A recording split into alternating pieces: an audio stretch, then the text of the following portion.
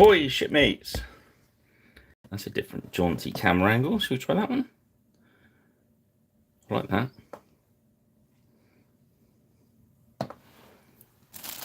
Ben be happy because we can see him.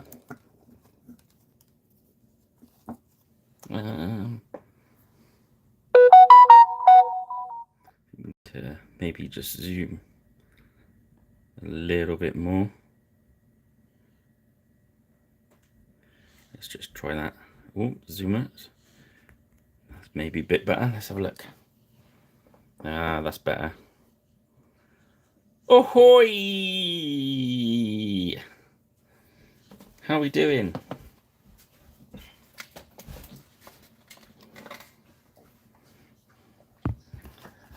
How's it all going?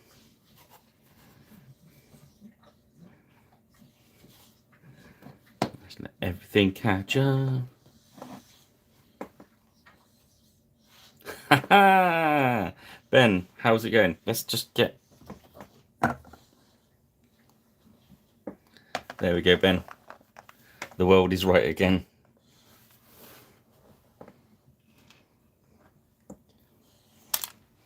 Did you know, though, Ben, this is the best thing? It's got a ball bearing in it. So, yes. Woo!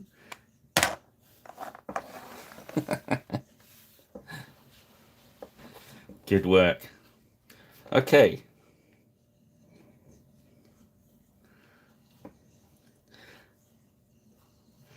So, yeah, tonight's mission that I've decided to accept on your guys' behalf is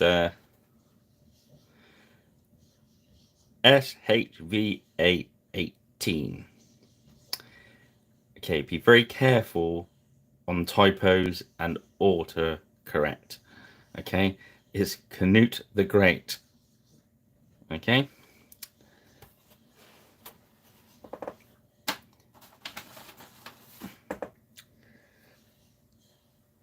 So, here he is, the great man himself, Cnut the Great. I must say, right, when you get this together, he comes in a half section. So you've got the body and the legs. When he's in two parts, I thought the legs looked too long. But when he's together, he's quite a nice proportion. So it doesn't seem to show up so much on the horse. But so don't panic if you get it and it looks a bit weird. When it goes together, it's perfectly proportioned, I think. He's quite a tall guy. But then again, he's a legendary warlord.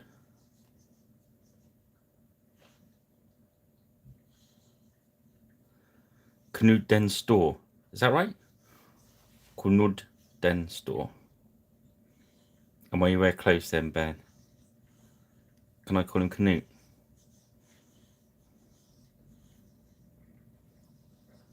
Evening, Gary.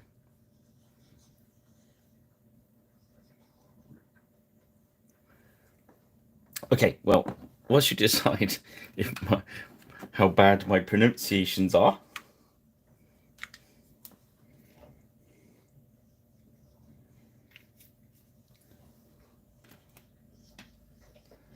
I shall start off by putting the base coat flesh on. I believe he's £12, but you do get the 2 miniatures. So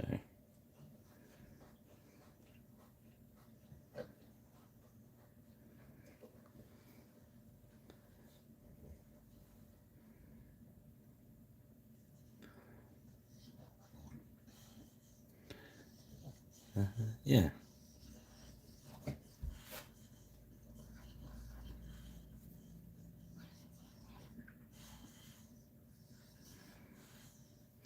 Now, me not being a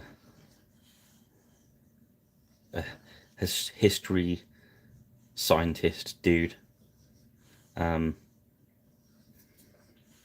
just remember when we were probably in the juniors or even infant school. I remember being quite young. I'm being told about King Canute.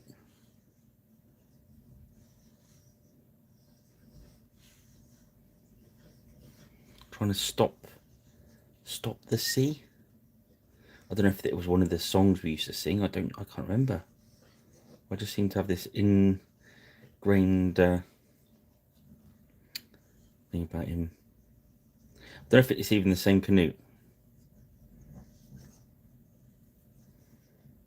So, unfortunately, I've not had time to look it all up today. Ben, bit of help till Rich gets here.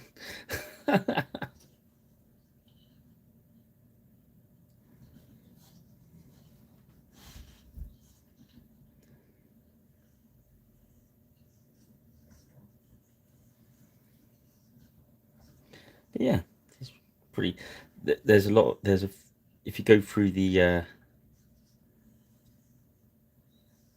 Griffin Beast website, you can pick out these miniatures that are generally warlords, and they've been sculpted by a chap called Angel, and they're all very much styled like this, and yeah, they're all pretty cool.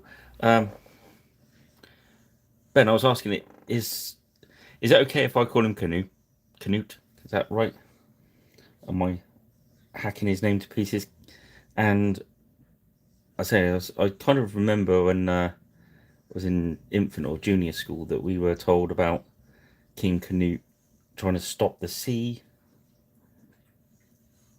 or in the sea to stop, or something like that. But I just wondered if it was the same Canute. Ah,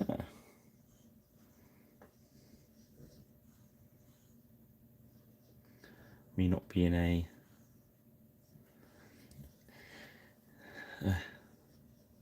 expert or anything historical, or even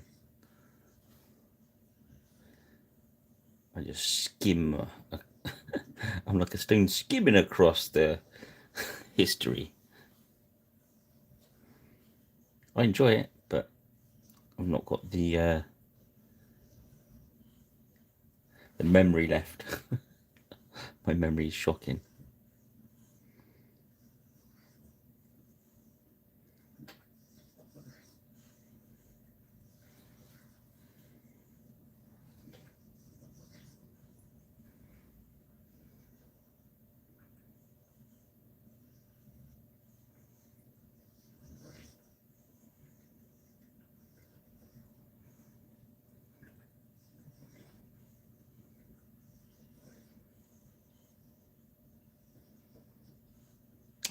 That's it. Thank you, Ben.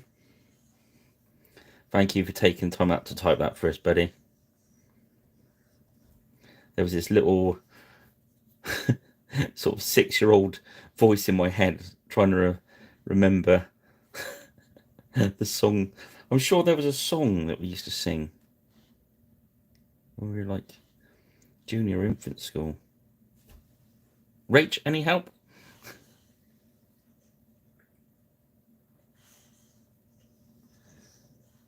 It's definitely at Carvin Juniors where we were. Okay, so anywho.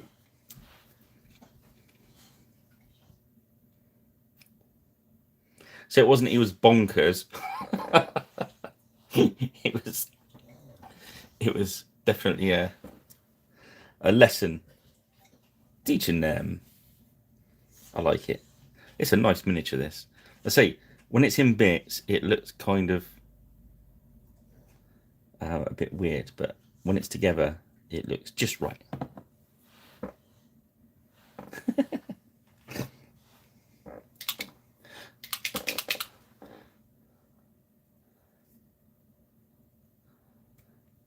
Sorry, mate.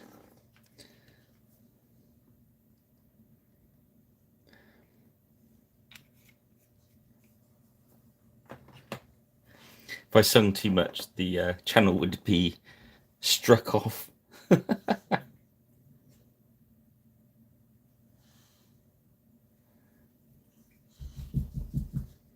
Now I'm just going to lay down some gun metal silver. I can have the soundtrack of tank chewing stuff instead. Sounds like he's found something to chew.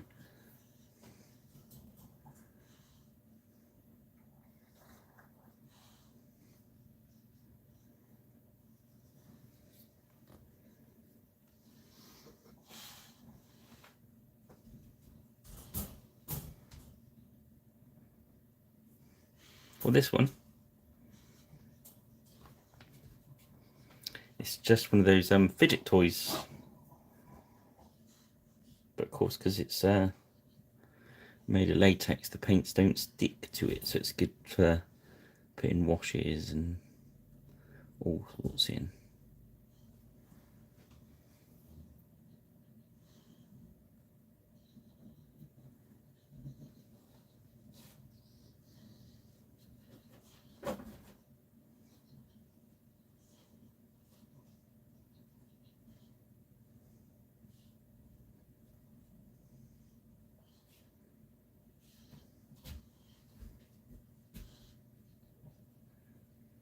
So yeah, pretty good stuff.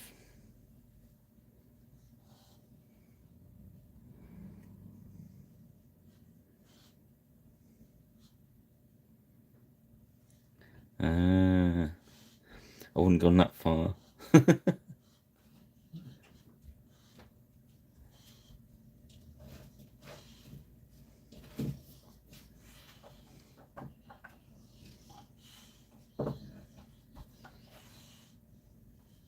So yeah, just lay. That was quite fine chain on it, so make sure that when you do your undercoats, you're nice and thin. Otherwise you'll need to lose some of that. Hello, mate. You all right?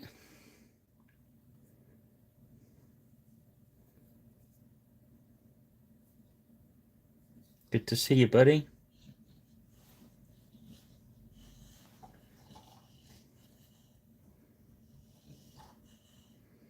Well, best to your better half as well. Hope she's getting there. Yeah, we're all good this end. Everything's fine at Pirate Island, as it's been named by the Beastie Boys. My painting room is now Pirate Island.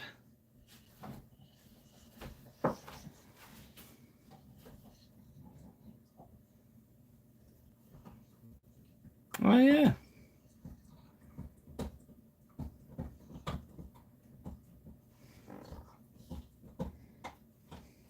I mean, if you need more room for your paints, Rach, if you're doing like you need a bit more room in these, you could go for the latex muffin cut things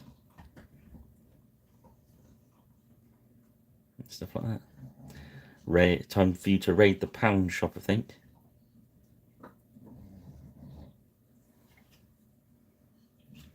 It certainly is. He's not called Canute the Great for nothing. That's a great axe.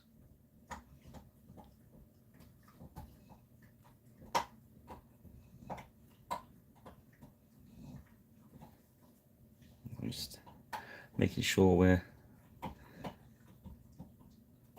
thinning this silver a little bit so it doesn't take all the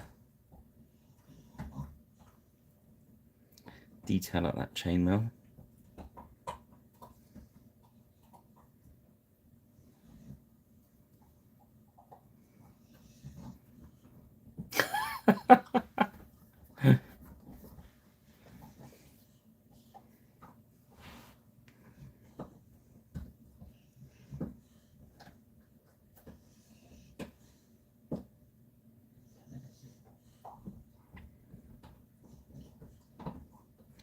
Yes, interesting times ahead with Griffin Beast, I think. They're really sort of taking care of business now, which is good.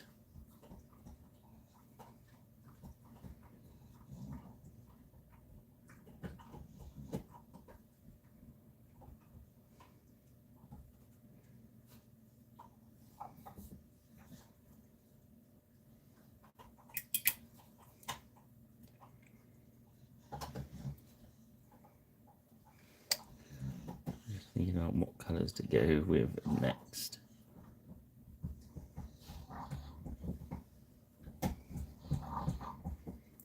Oh, Tank, you sound like a large slavering troll. Okay, let's start. Yeah, in fairness, I think you're right, Ben. It's more of a straight occupation deal, really, isn't it? This is my island now. Let's have a slurp of this coffee. Can you hear Tank gnawing on the bones? That's fitting for Pirate Island, isn't it? Okay, we're going to lay down some Viking blue.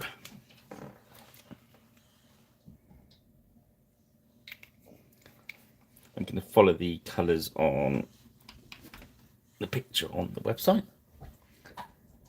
So I'm going to give him some nice blue trues.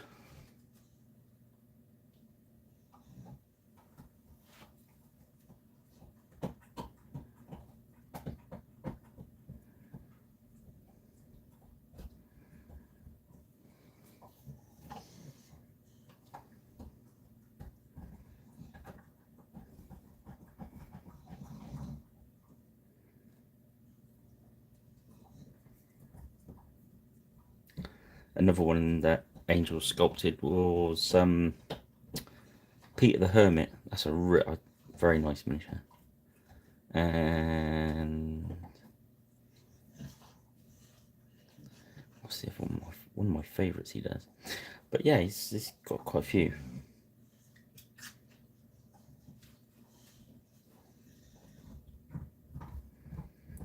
He generally sculpts at a bigger scale, and then every so often he, when he fancies doing one, he does one for the Beastie Boys. So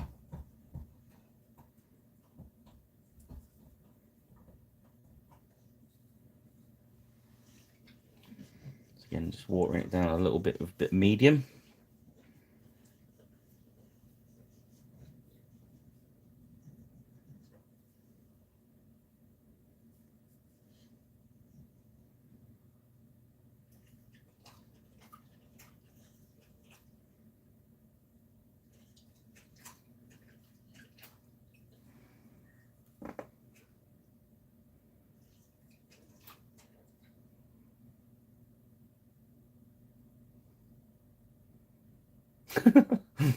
Your knowledge, Ben.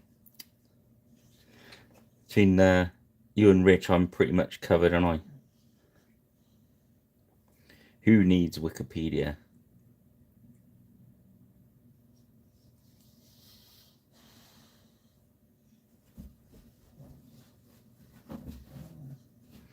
As you can see, because I'm thinning it a bit, the undercoat shines through a little bit.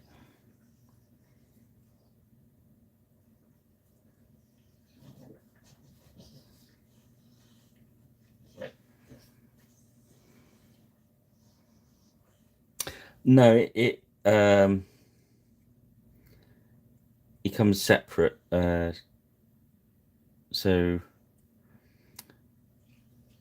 he comes legs, body is separate.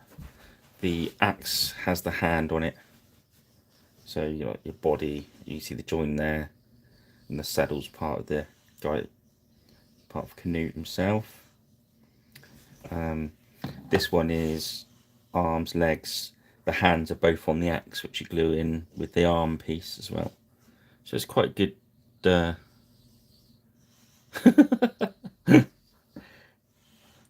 I don't mind. It's good knowledge, mate. That's what it's about. I know you know your oranges from your onions. So I'm quite happy. Every day's a school day. I love learning stuff.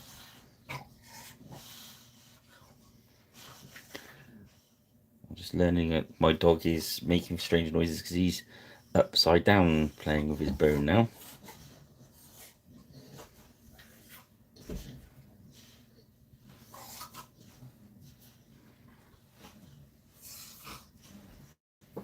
Which is interesting.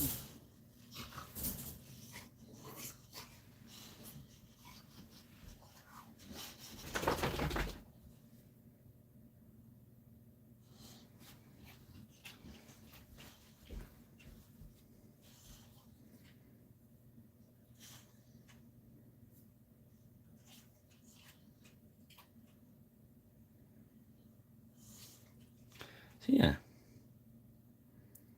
just laying down that.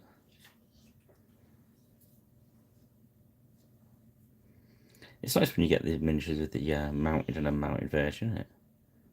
I think it's cool. Just done a mini Lord of the Rings strategy battle game thing.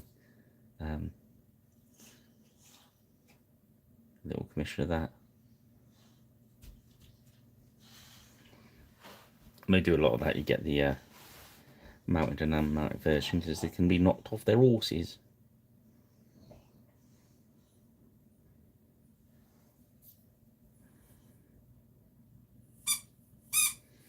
Ah, right. Now Tank has found his squeaky toy, which may have to be taken away in a moment.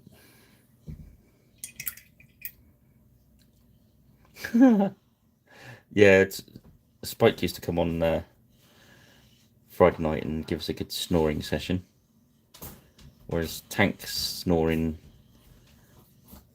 when he's managed to settle down is very noisy. Might have to go.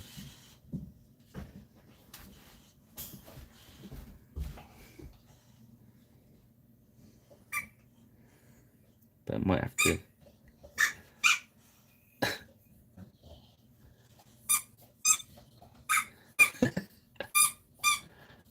Okay, guess who? Because I took his squeaky ball away from him last week, and then, of course, give it back to him in the week.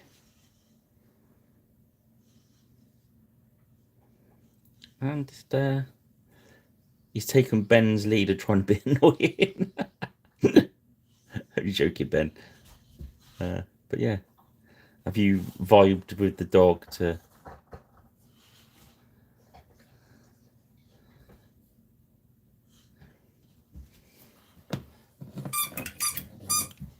He tried to eat a squeaker the other day. Hi, Rich. How are you doing, mate?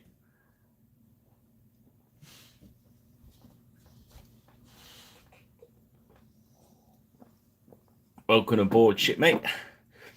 Let's just swap Tank's squeaky toy for a. Where did the ball go? Come on, where have you hidden it?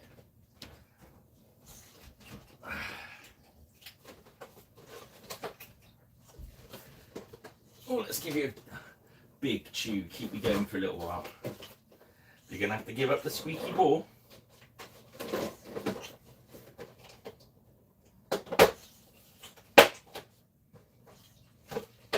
Should we show the people what you're gonna chew up? Yeah? There we go. We're gonna give him a nice crocodile to chew. He's now got very excited. Let's give me the squeaky then. You can have that instead. There we go.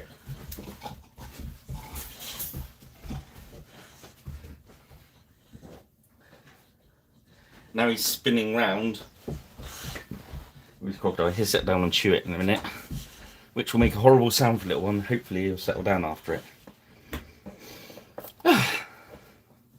Sorry about the interruption there, guys. But It's all about playing the long game with the dog. Okay, so Viking blue for the trousers. Let's get some abomination gore. You want me to take him down?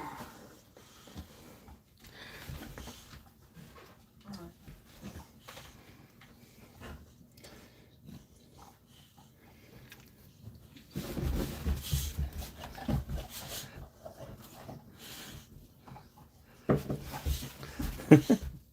He's spinning around it a lot at the moment, so he'll settle down to a chew in a moment, I should imagine.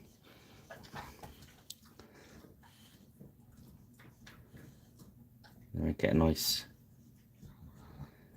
D&D troll slurpy effect.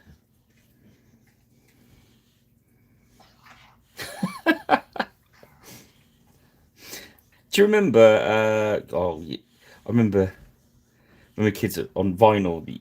The brother always just come home with the BBC effects department used to release sound effects albums like death and horror and stuff like that. Like 3 people being nailed to a cross, and then, yeah. So basically all the sound effects from Doctor Who really on vinyl. 1 person screaming, 2 people screaming, that sort of thing. I've probably still got it in my record box somewhere.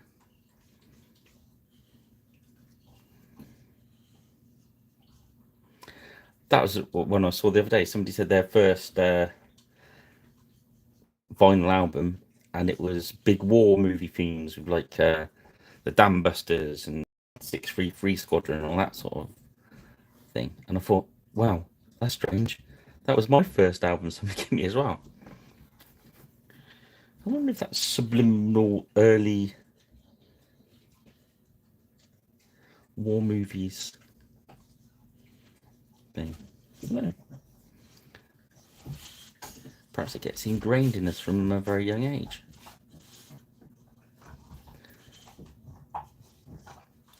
There's probably some very clever mind scientists that know the answer to that. They get paid thousands of pounds, thousands of thousands to study. It's got the answers.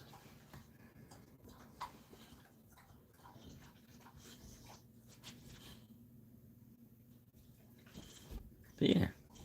So we laid some abomination gore down as his base colour on there. Oh, Ben, that sounds amazing. Was it good? That's amazing.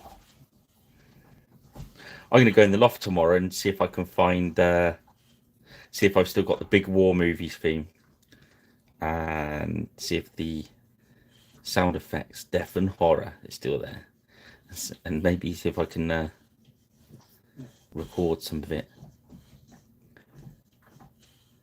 I just imagine I'd be right playing a little bit without being copyright struck, if you know what I mean.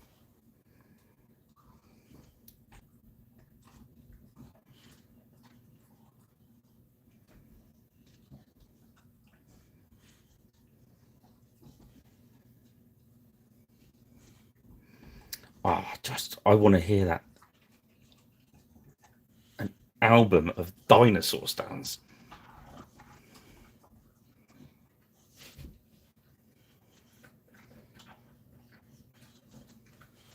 It's very. I tell you what, that's very cool. Can you imagine having it at the drop, at your fingertips, the ability to play something that makes dinosaur sounds? That's just amazing.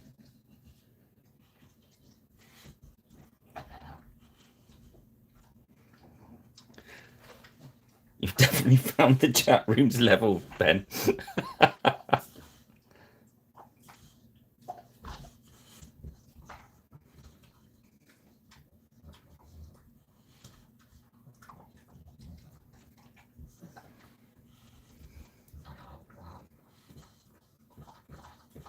Did it sound anything like Tank eating his chew?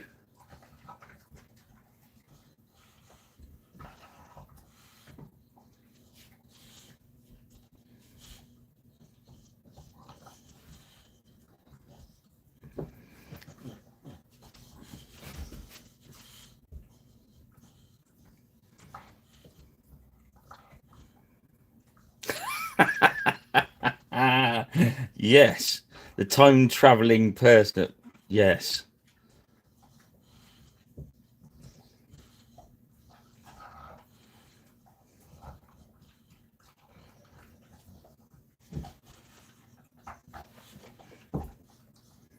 That's just so awesome.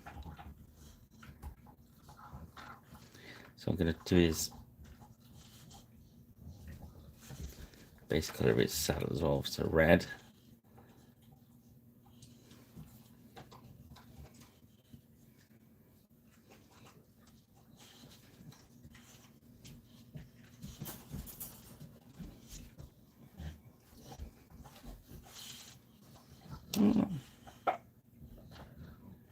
Let's do it all whole red.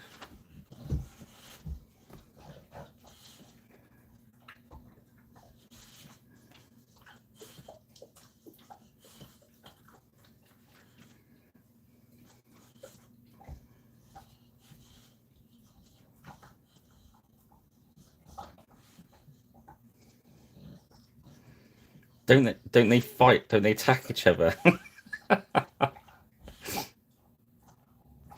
That's like I remember at work when when the internet was in its early things, we were finding things fighting things. So it's like lion fights bear and stuff like that.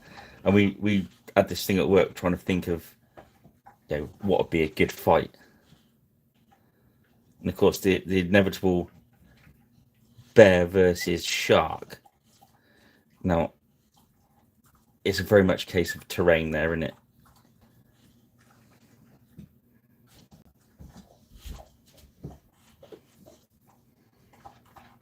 But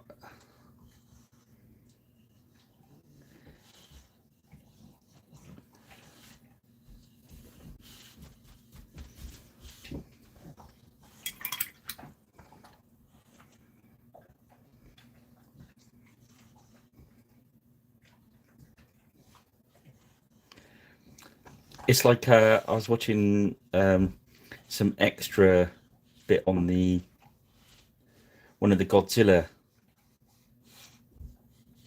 DVDs.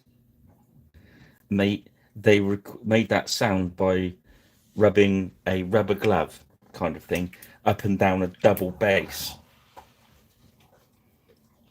A double bass with a rubber glove kind of thing. And if you look up on YouTube, you can see them do it. It's amazing. Today is a day to be amazed by stuff. That's what we do here on Pyre Ridge Paints.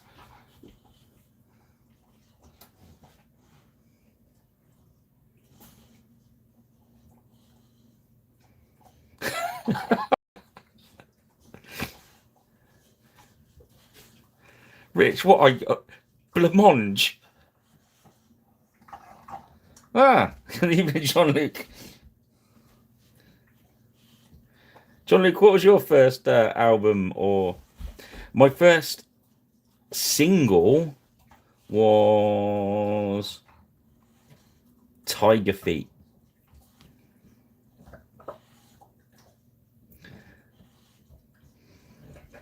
That's a great song.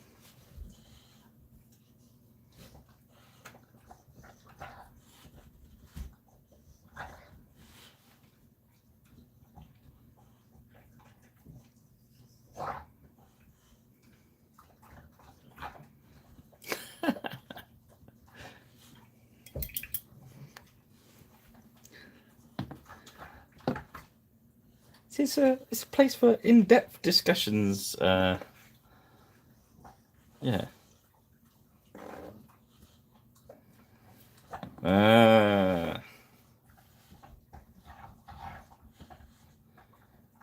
Did he do Funky Moped as well, or was that Bilotti?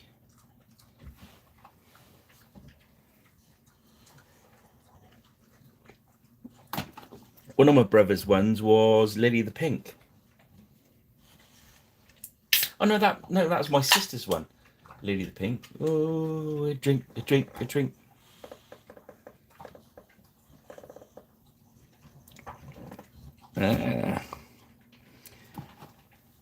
See, we answer all the important questions. It's not all about painting, is it? It's about having fun. Okay, so horsey, the horse in there's sort of like is that a bay on the original? So we can do that.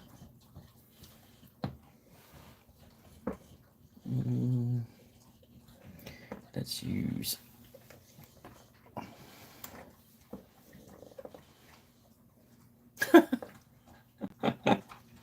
no, we all know that's fun too. Otherwise we wouldn't do it. But we can have stupid, unproductive fun, shall we say. Whereas binge painting isn't sometimes stupid, but we like to be productive, don't we? What's gone on with my monster brown?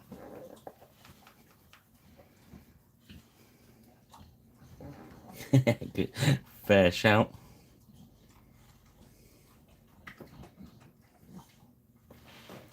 Let's excuse me a moment. Let's just. That's what hangs around on the sponge over here, on the Pirate Rich paint sponge. Oh, my little flag's falling out.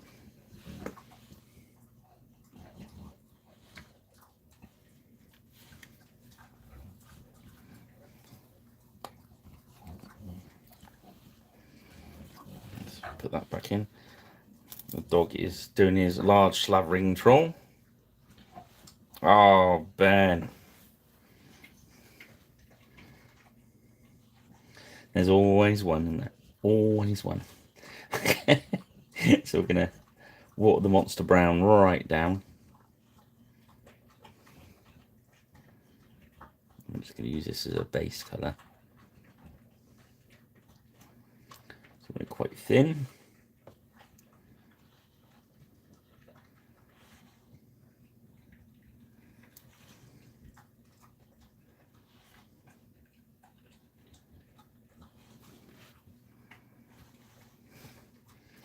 Yep, somebody had to do it, mate. You're very right. Very true.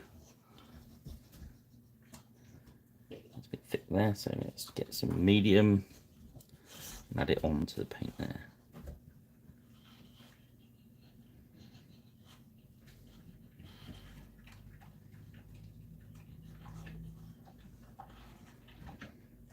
So I want it to only just cover, because we're gonna go lighter than that. So we want to stretch that paint. Okay, so that first single, first album. Oh, what about most embarrassing one you're guilty or guilty pleasure? What's your guilty pleasure?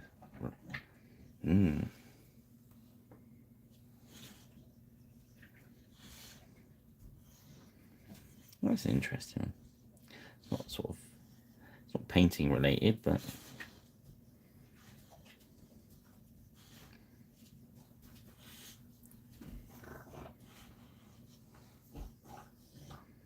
so as you can see, that brown is really thin.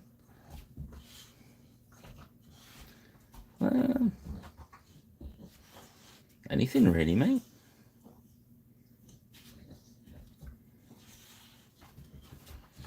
When people used to go through your record collection, or still do, and they get to one and they lift it up and look at you sideways and go, really?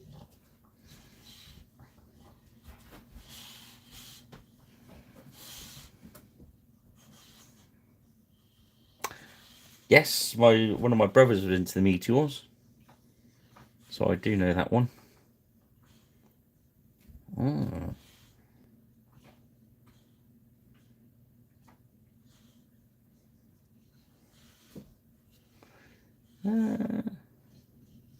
As you probably guess, most of mine are rock stuff, and then you'd go through my albums and you'd find Michael Jackson Bad, which was kind of most of Toto as a backing band, Slash on the guitar on. So yeah,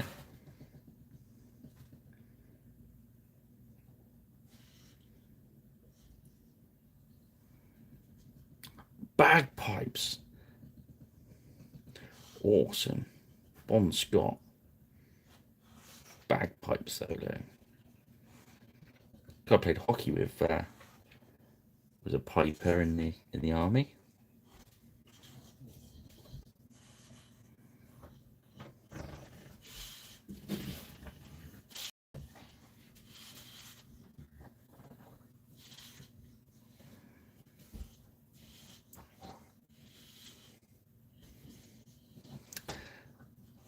Uh,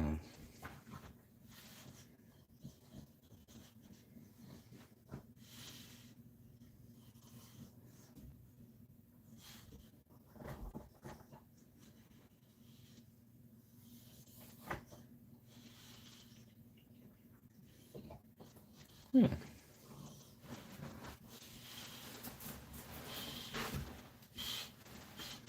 God, what's the dog doing?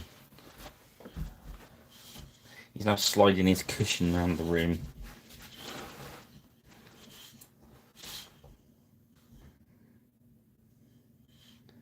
Hopefully he'll lay on it a second and go to sleep.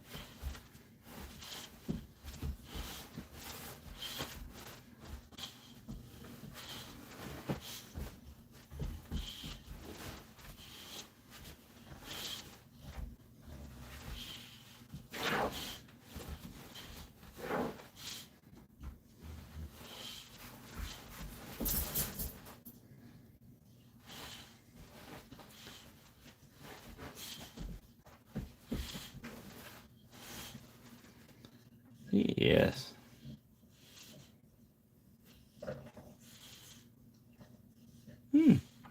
I must admit, Ben, never heard of them. I shall look them up later. This is serious.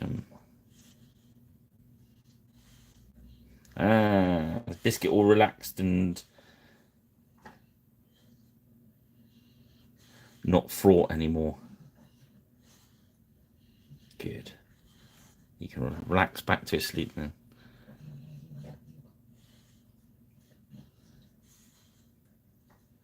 That is a bit gothy, mate. Oh, Rachel, admit it. We were. I've not heard that album, John. Who was that by? We're doing guilty pleasure albums or music at the moment.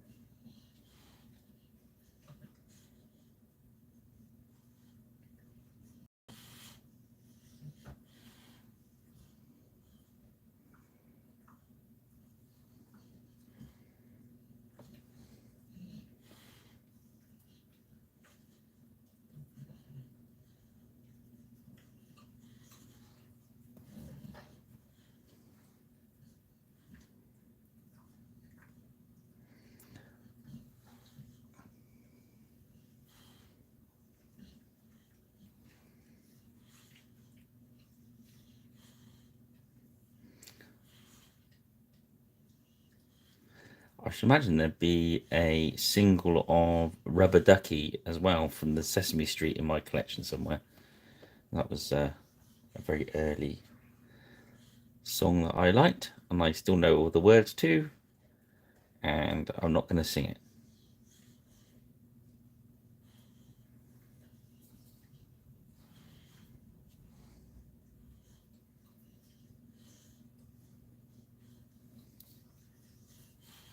So as you can see, that's kind of, you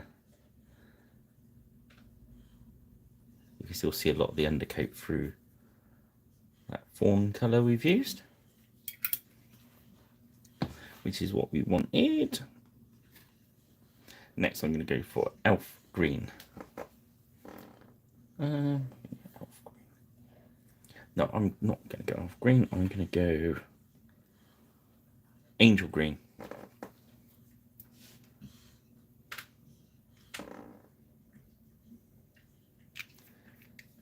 Elf green is very, angel green, sorry, is really good.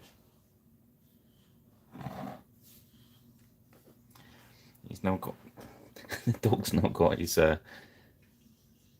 cuddly toy elephant, which lost a leg in a horrendous accident yesterday.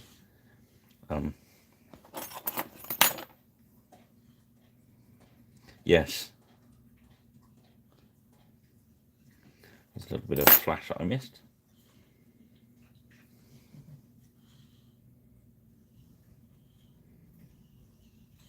When you thin this angel green right out, it works really well with the Xenophore highlight. So as you see, the I'll make sure that paint's translucent.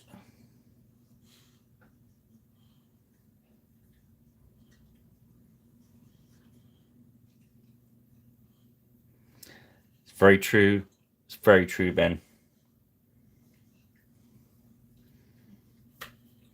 Anything that starts with yo-ho, really.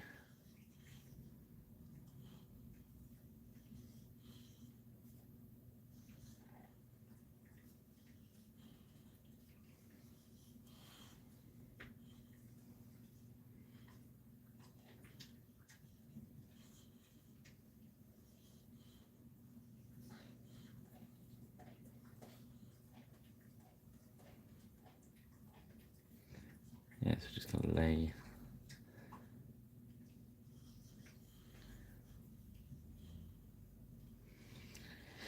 everything ends with rum.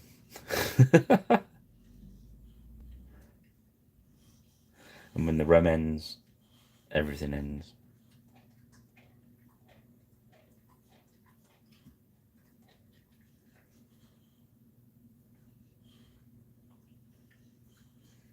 Although in fairness, you can carry on dancing. It's a very dancey kind of alcohol, really.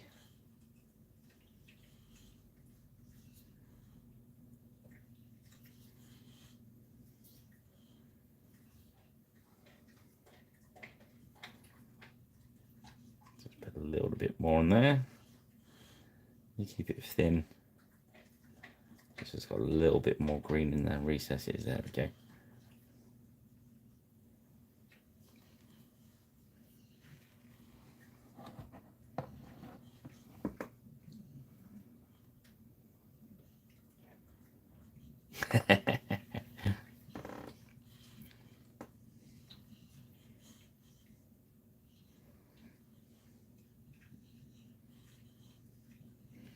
Yes, there's an unmentionable, is it Sex Pistols song as well, that talked of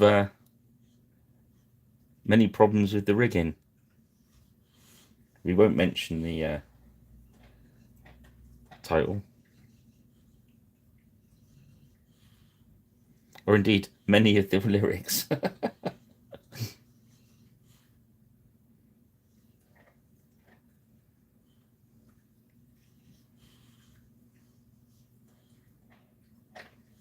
Yeah, what I did when I stuck his axe on, because obviously that's a little bit of a weak point in his hand, I just did a little dot of glue on his shoulder. Yeah.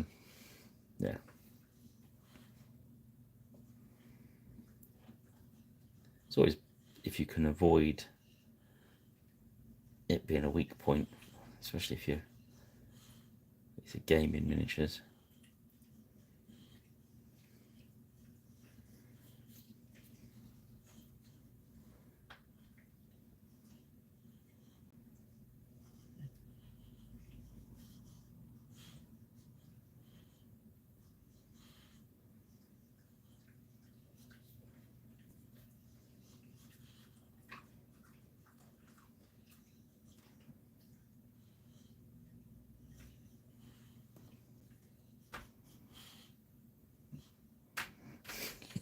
Yeah, they're probably a little bit strong for YouTube. Okay, so let's start laying. Let's start with the skin. So we grab our Crusader skin.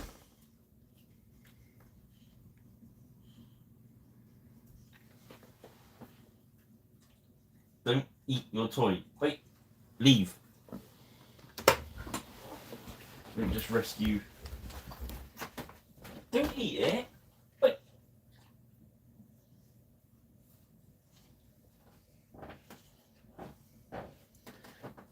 Oh dear. Poor Ellie has no nose. Look at those sad eyes. Look at what my dog done to.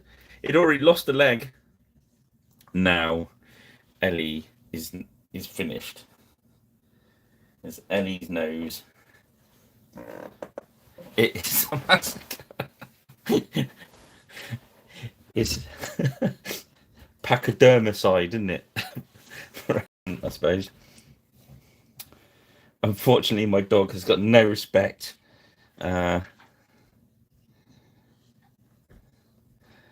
Poor Ellie.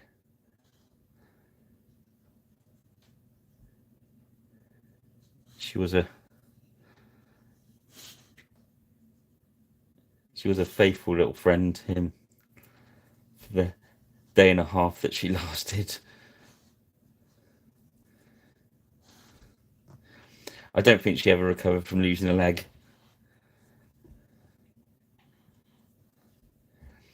But he's actually just eaten some of the stuffing out of her nose, so yeah. Look forward to that's reappearance.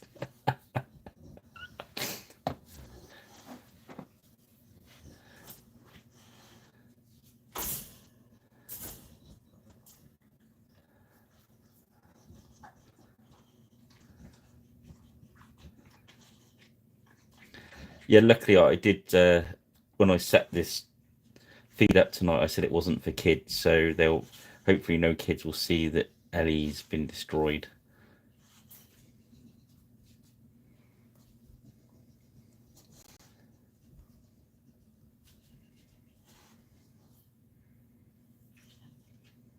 Yeah, I did, Rich. Luckily enough, yeah. Yeah, it'd be just my luck when it's somebody's getting their little toddler off to sleep. They just look at the screen and they've got an identical looking cuddly toy.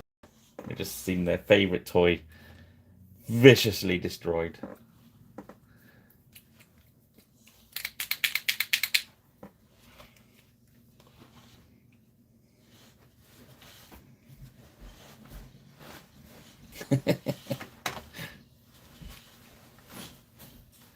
So I just put some blue wash over his nice blue trews.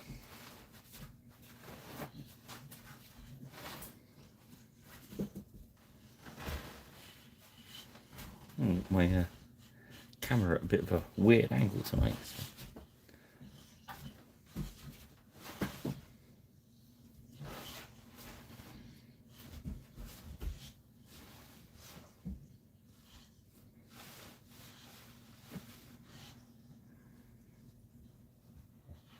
No, he's not one of he's not an XL, mate.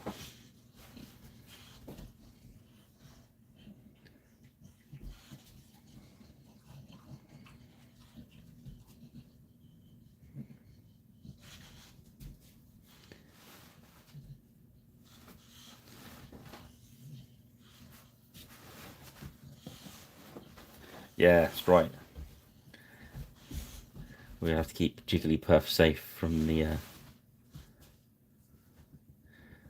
We've decided this breed now he's a Billadoodle. Seeing as you can have all these trendy Labradoodles, so we thought he could be a Billadoodle.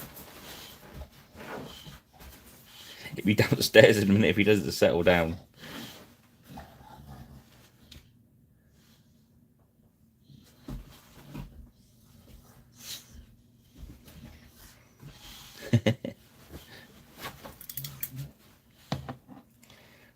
blue. Let's get the red out. Lean into your cushion. Lay down.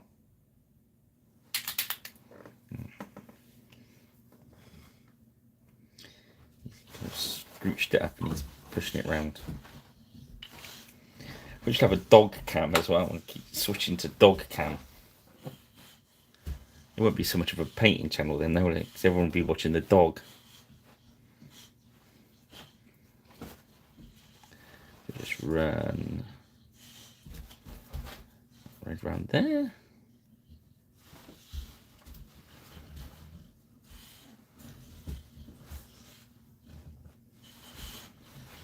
I think it's going to be one of the midget. He's so well sculpted that he's going to look done pretty early on, and it's just how much work you want to put into him, really.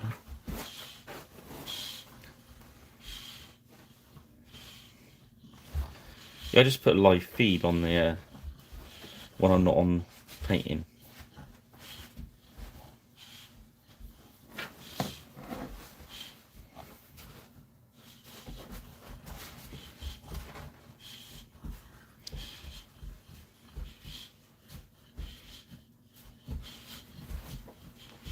Oi!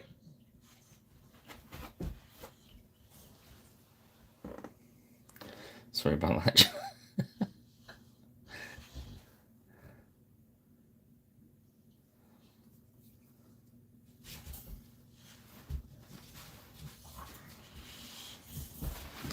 I think he's got a little bit too much energy on him, because here's the story.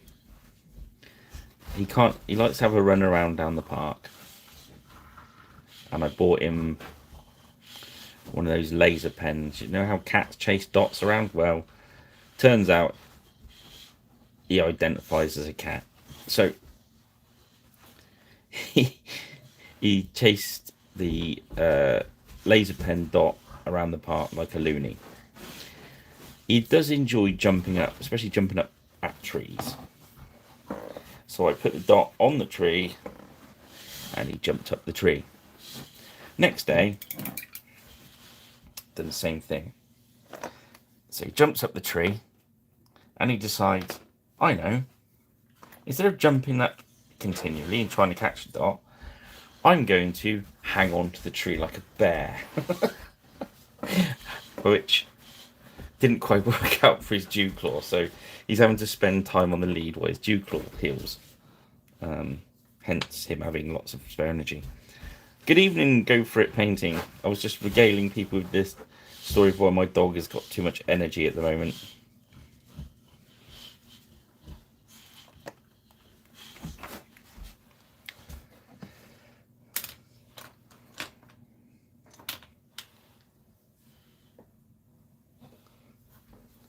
So now we're going to go with our secret weapon, which is the Vallejo Burnt Umber.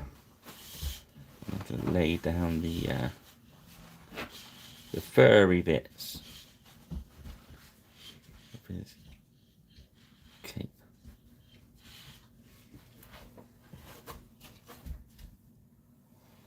Every time I spin around to look at him, he sits down like he's being good.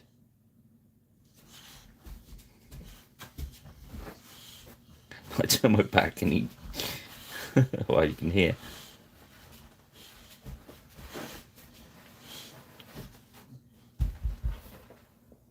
Wait, lay down.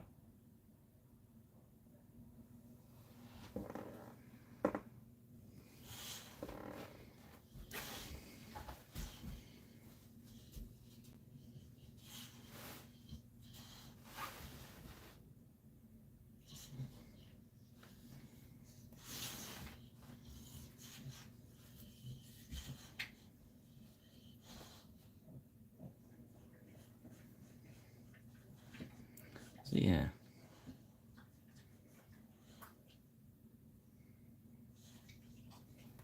Just lay that down. Could have used contrast or anything like, really.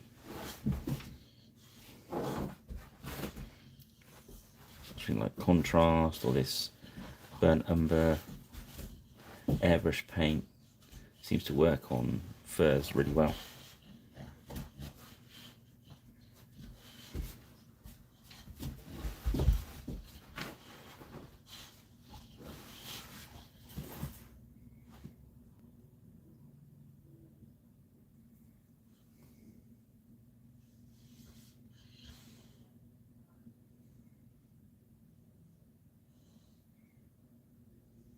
Okay.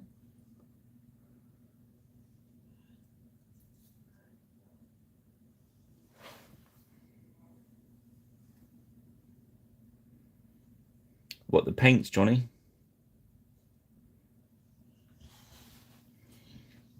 Or a miniature?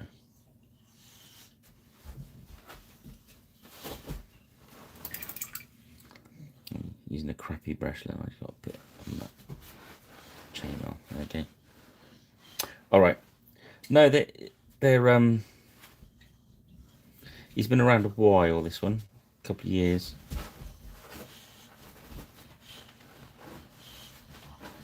As you know, I go there. I pick out the ones I feel are nice. Well, if you know what I mean. Ones I fancy painting.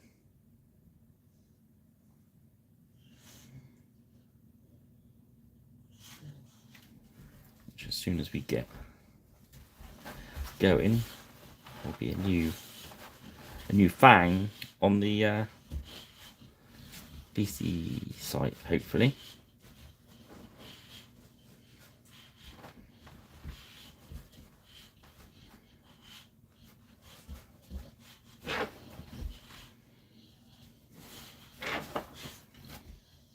There we go. Yeah, I say you got to watch. I said to Darren earlier from the Beasties. I said, yeah, it's when you don't want a typo or autocorrect.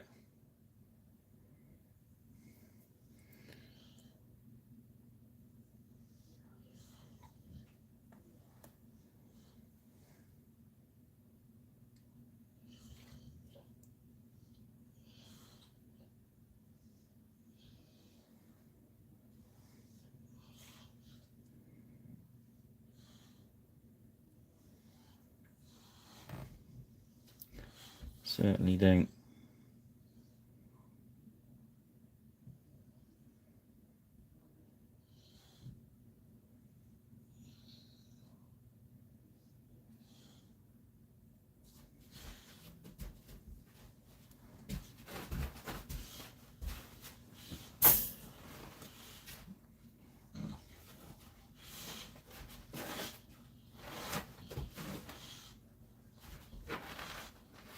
Yeah, I just found out today as well, Johnny, that the way they're running ePay has changed.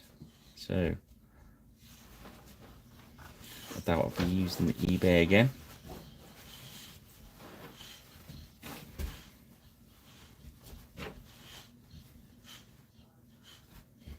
I'll probably start putting some on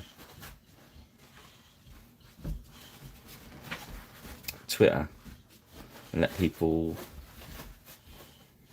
message me direct if they want them.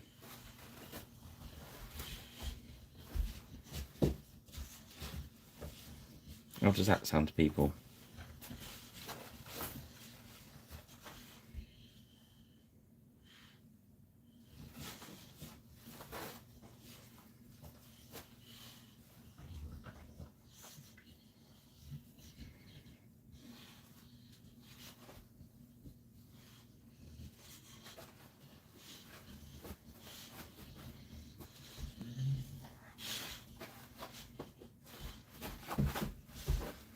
What is he doing? Oi! Lay down.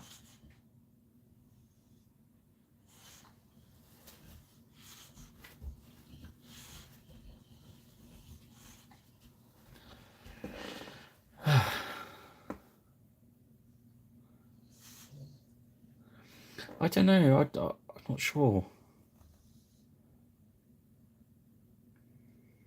I just wondered whether it worth just using Twitter. You know what I mean? Or Facebook. and just maybe say, put some pictures up and say, the first come first serve sort of message. I don't know. I was hoping that somebody would come up with an inventive idea.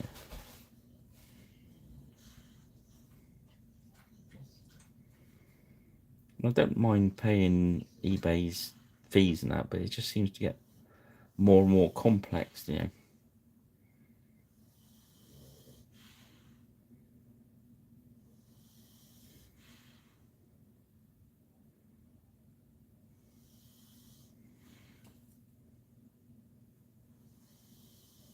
Yeah, there is Facebook Marketplace, isn't there?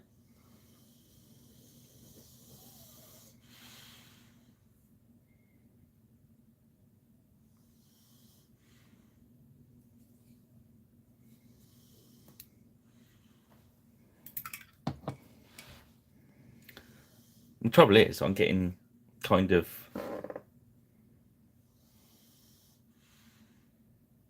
Yeah, my Pirate Island is full of painted miniatures at the moment. I've run out of shelf space, I've run out of boxes, I've run out of everything. They're just sitting around on the sides at the moment. I need to clear.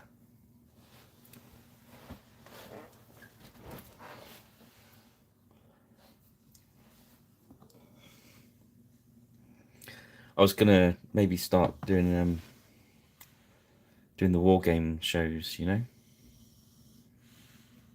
Have a table at the war game show. That'd be quite fun.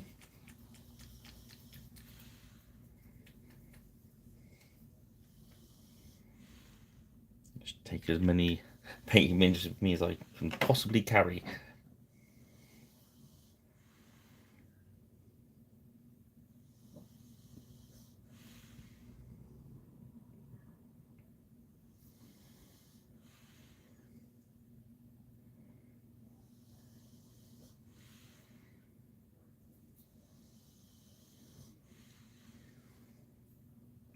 Yeah, I'm not sure how that works. I will investigate. So any of you guys sell on Etsy? I thought it was more sort of a crafty based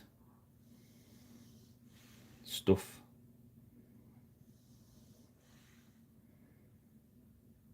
So just lay the green. Oh, get a bit close to the camera there. Green wash over that.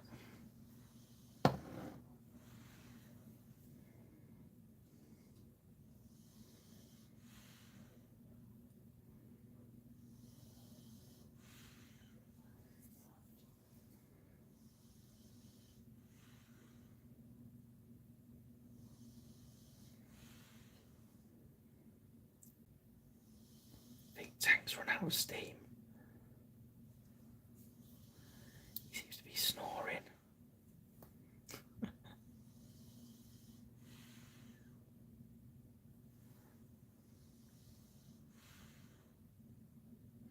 I remember you saying about getting those.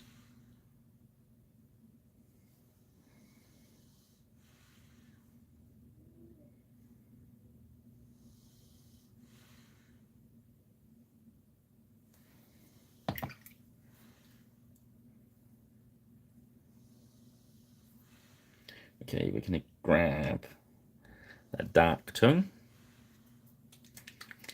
which is no novel in GW talk, or black in everyone else's. Of course, as we know, the dark tone from Army Paint is quite seriously dark, so we're gonna just water it a little bit with the medium.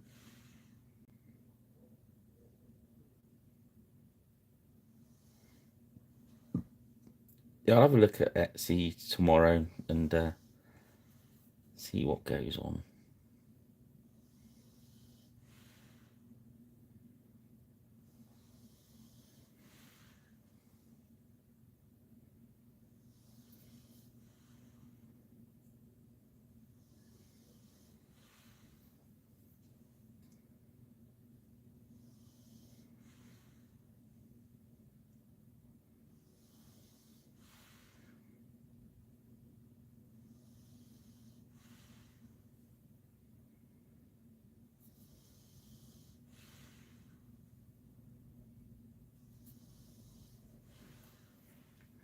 got to the point that's like I got, I realised I got 3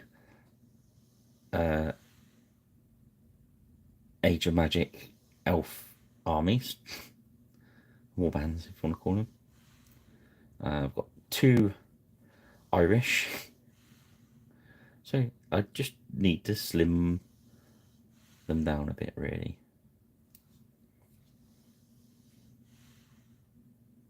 I think there's lots of Anglo-Danes as well.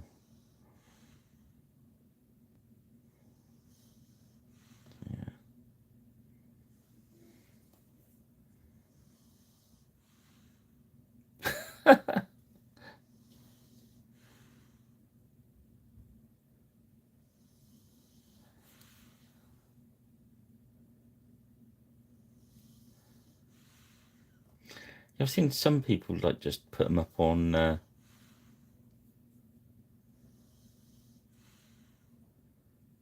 Twitter, you know what I mean? I want such and such for this warband, message me, you know? I just wonder if that's something that kind of works.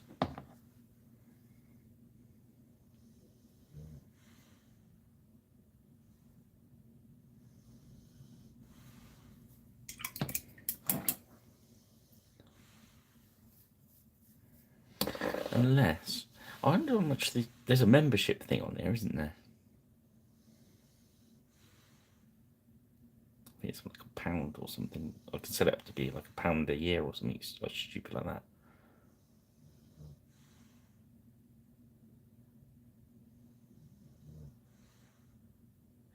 Why have you been treated roughly? Who's treated you roughly, John Luke?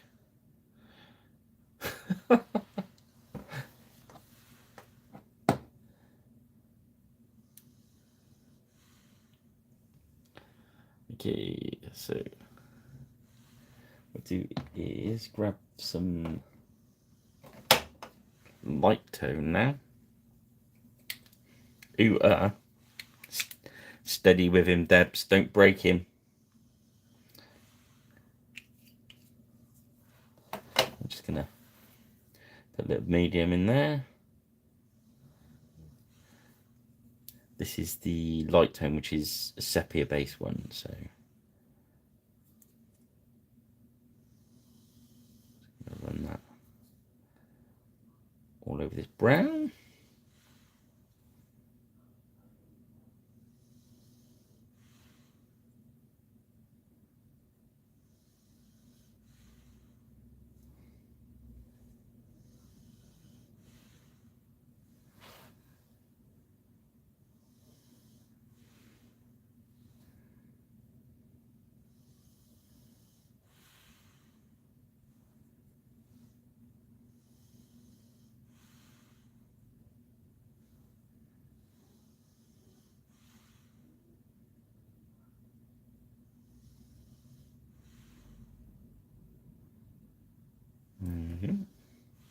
Well, it's a bit weird at the moment. Remember, I'm going over. This is the base colour for the horse. So we're really working it up from there. So.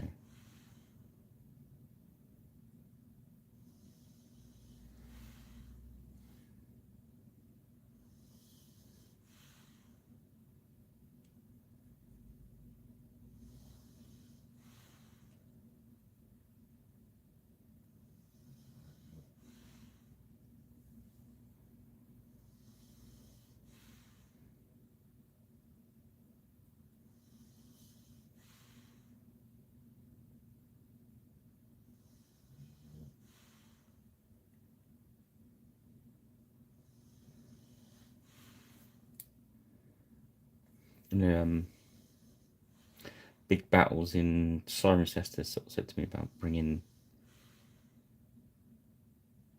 some miniatures for sale down.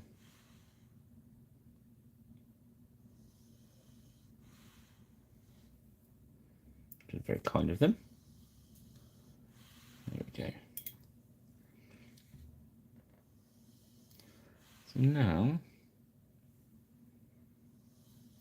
I was thinking about doing all the strapping it in black, but I want to use black for the mane, although I might use a very dark brown. Whilst I'm thinking of that, let's start with his hair. So we'll start with Basilisk Brown. There we go. Give him blonde hair.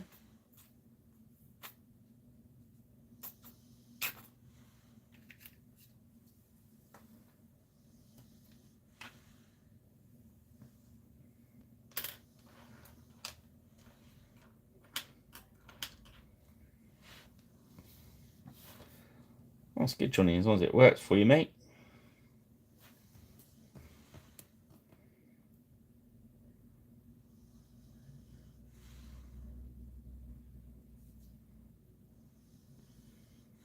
Just trying to help guys to get those miniatures painted, get them on the table.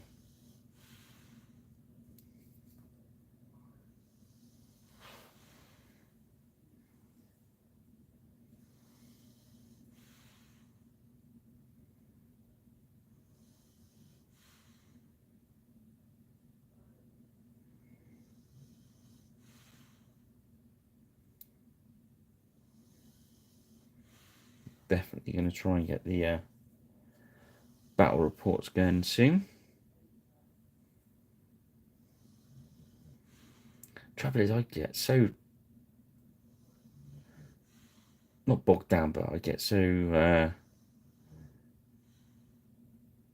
obsessed, I suppose the word is, with the painting.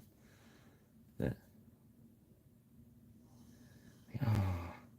there's a game today. I've got to stop painting.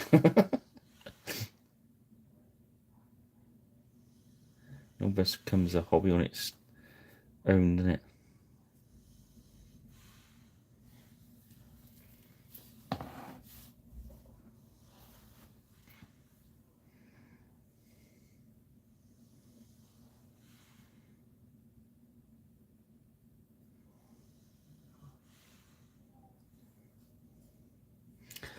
I've just read your thing back. It says you've been using my style since I shooed you. And it sounds like, I know you said meant showed, but it sounds like I've kicked you until you've done what I've told you. I want to set this point. No Jean-Lucs were harmed in the making of these videos.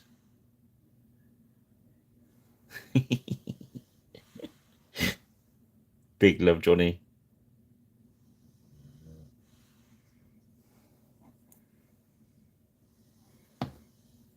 This one looks like he's got more of a... The standing up one looked like he had more of a goatee than a full beard, so I thought I'd just check.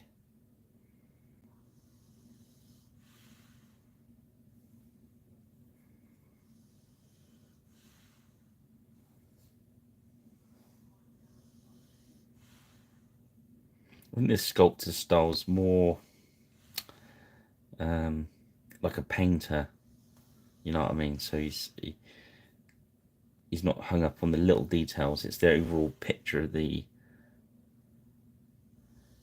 Yeah, we'll get it sorted, mate. Especially with this summer. Let's wait. I'm trying to get it all sorted, so it's all ready for the summer. You know what I mean? I've got a few more weeks of the hockey season left as well, so that needs to be finished.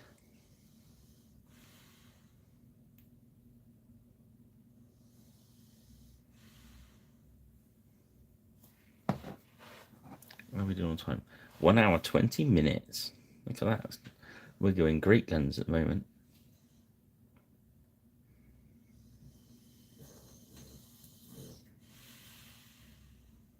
Yeah, I'm not sure about his strapping, whether to do it.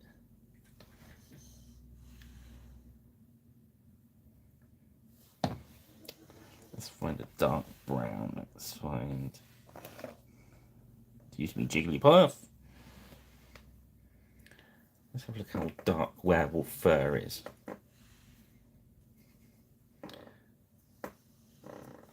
Yeah, no worries, mate.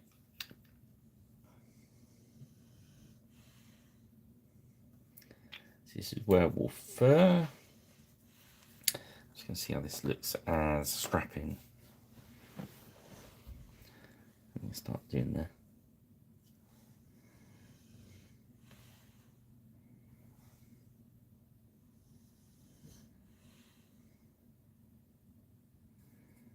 yeah, that's gonna work.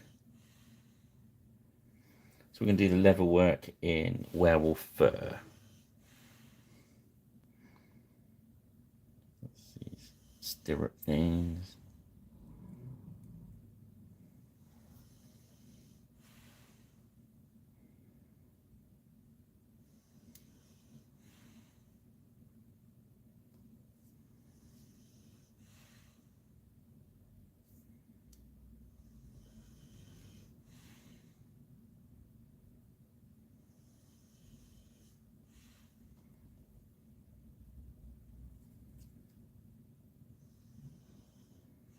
So we do his shoes and that, because we can work with the washes and the lighter tones over that.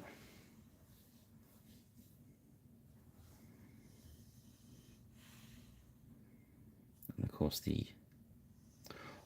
the horse is going to get lighter yet as we build up the highlights.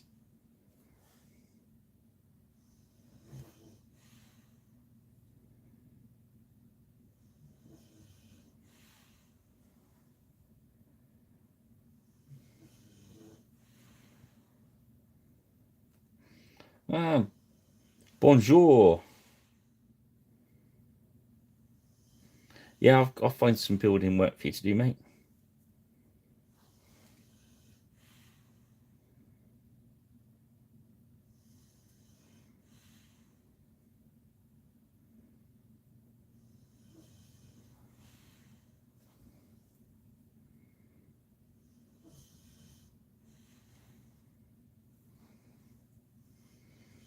How goes it, Kay?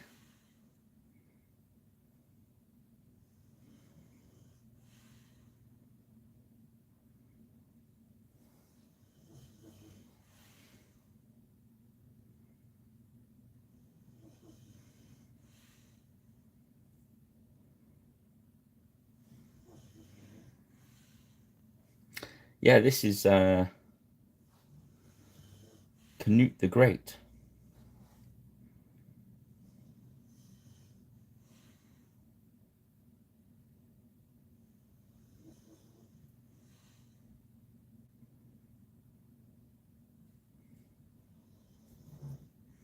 So doing this brown a little bit early because there's still a bit of wash around on the miniature, that light tone I used. But I don't mind if it washes a little bit into that brown and just dilutes it. Oh, cool. When you online this week?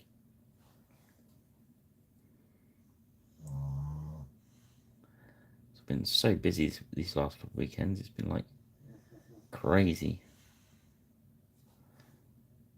So what's happening with kits with Karen?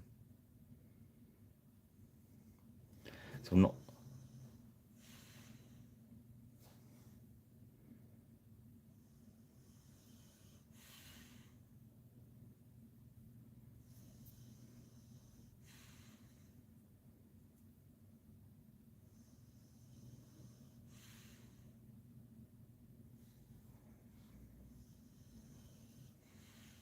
Cool. Cheers, Johnny.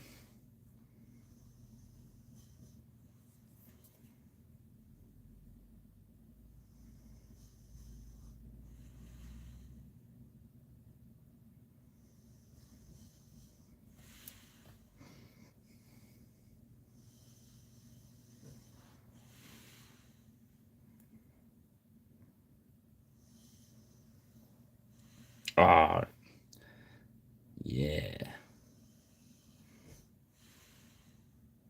What time are you on tomorrow, Karen? Let's give it a shout out just in case I think on the watch back it doesn't always put the chat up. Depends if you're watching it, I think, on the computer or the app, if you know what I mean.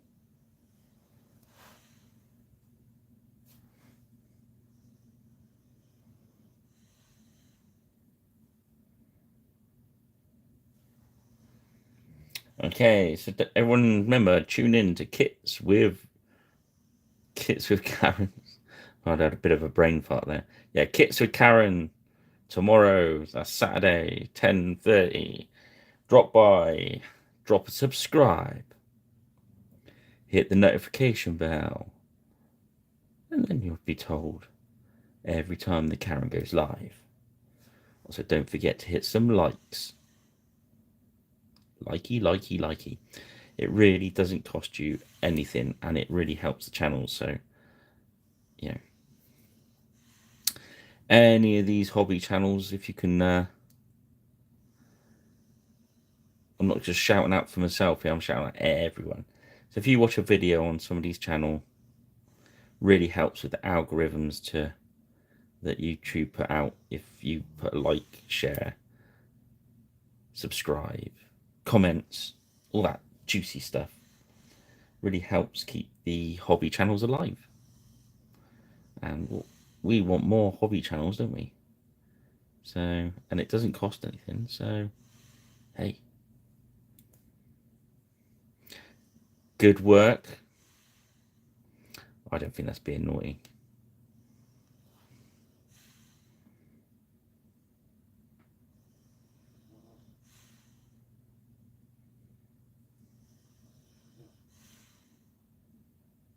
What have you bought then, Garen?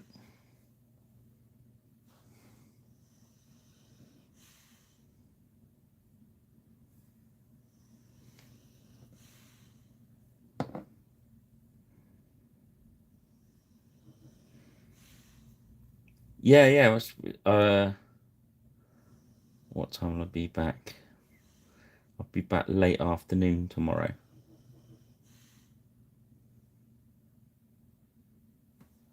I'll give you a shout.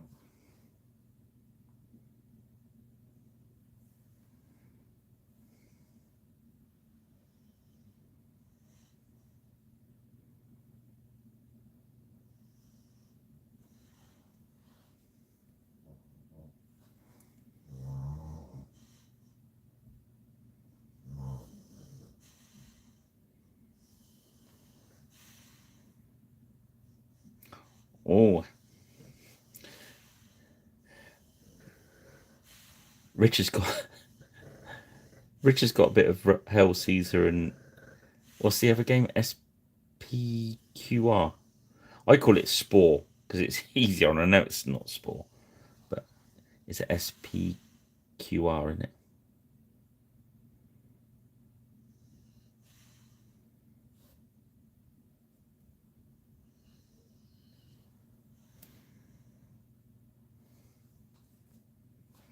It's just easier calling it Spore, Rich. I know it's not.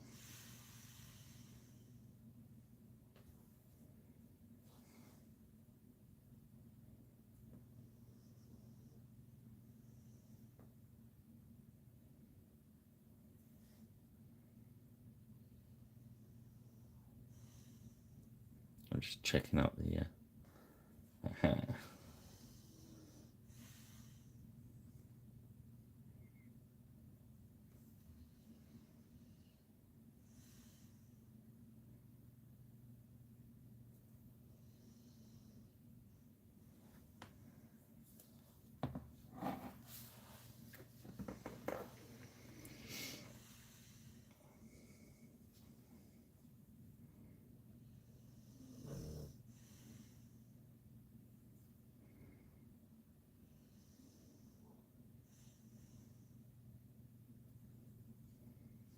Just keeping it nice and loose with that medium.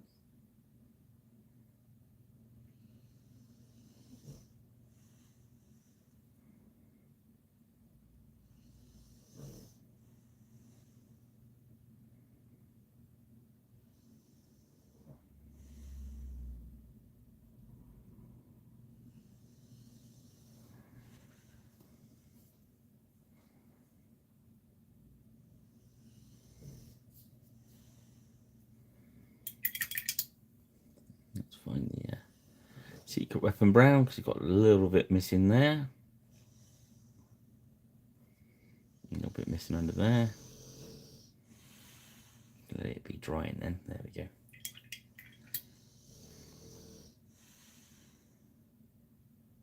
Ah. Multitasking. I think the dog was trying that, but he's now decided that snoring is more fun.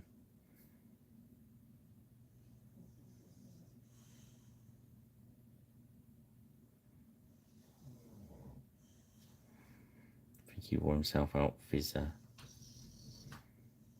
tomfoolery earlier.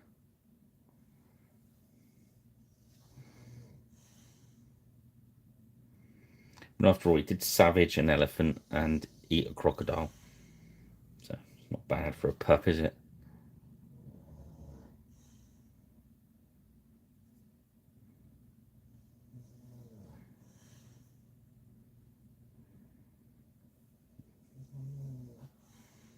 You're so naughty, Johnny.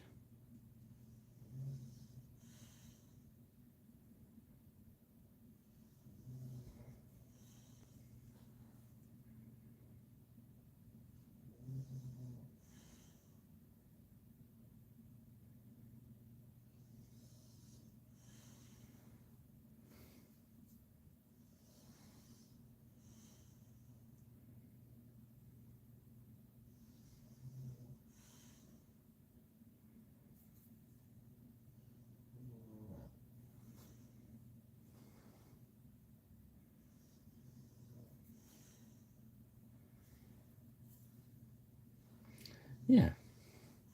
So, what's been going on this week? So, I've been trying to get some more pictures on Facebook, Twitter, etc., and Blue Sky, because people were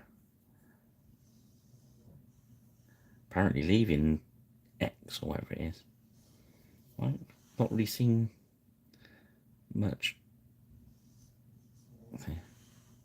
sort of sign of that, but definitely I've had more people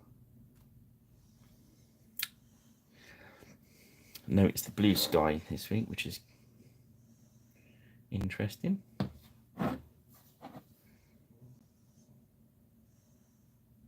Who's over there? I was just thinking that's what he's. What are you pointing at? Over there. That's the back of my new chairs. Got a funny squeak. I noticed last week.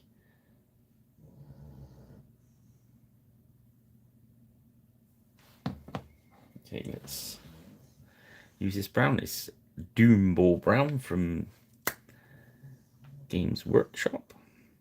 It's a nice leathery brown. This might be good for that scabbard.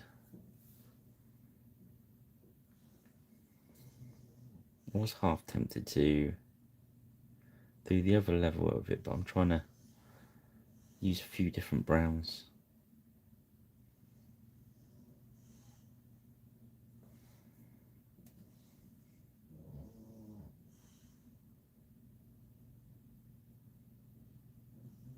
Sorry, I'm not only just on the screen then, aren't I?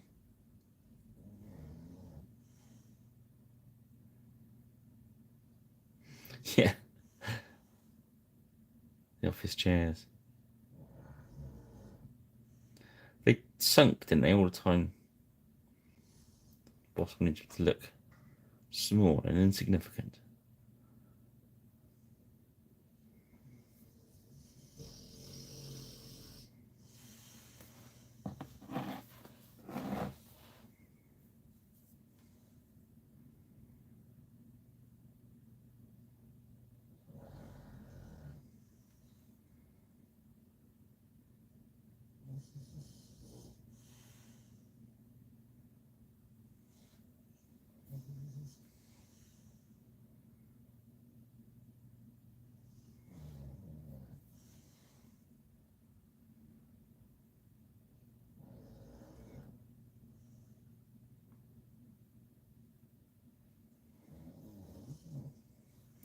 Some interesting snores going on over there.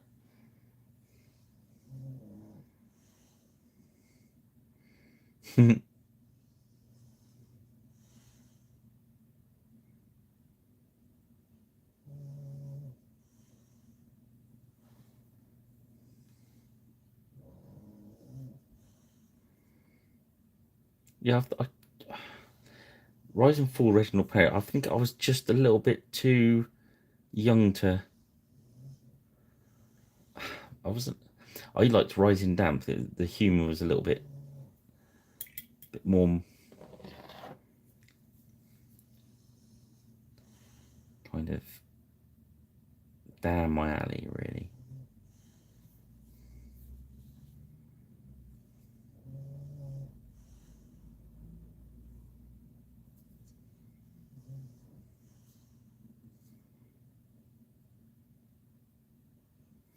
Just put a bit of fur around the neck of his cloak. There we go. Yes.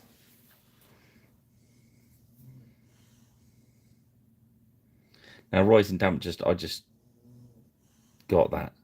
I think it's the office kind of setting didn't really, because I don't know, but definitely Rising Damp was.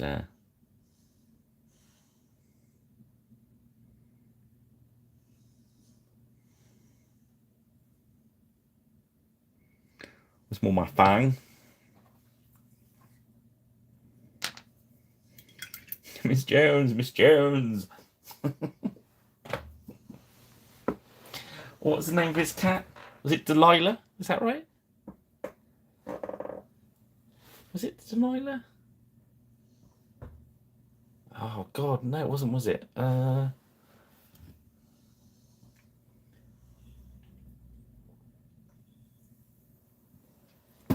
It was something operatic and.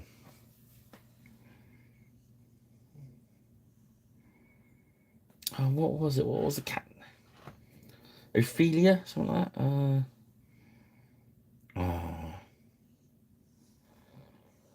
Oh, thank you. Good work, Karen. Vienna.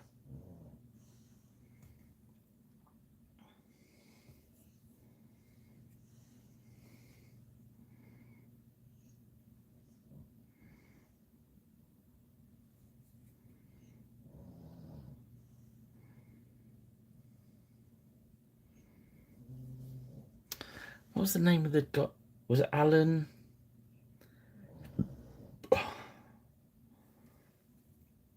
Oh, what was the name of the other guy?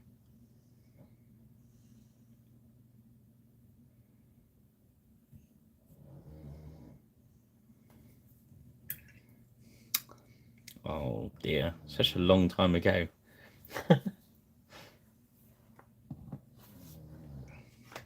There's another Vallejo paint, wood grain. It's very similar to the secret weapon one. I said Alan and Philip.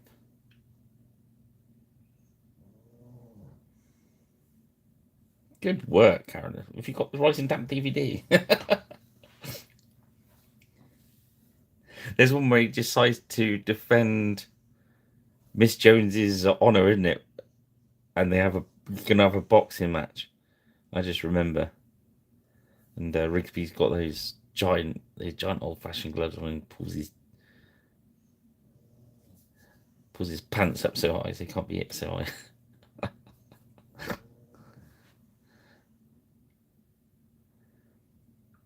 Yeah, I suppose there's quite a bit on there. It wouldn't be politically correct and maybe just a bit. Yeah, so it's times, isn't it? Times changed.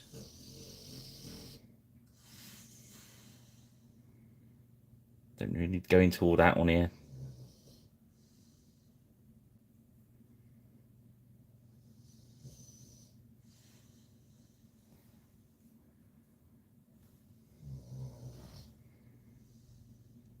I bought the goodies DVDs. They had the goodies, and then which is the main ones everyone remembers. And there's a DVD called More Goodies, which are the the more inappropriate ones. Which, in fairness, were appropriate at the time, but probably not. They've not dated so well. Yes,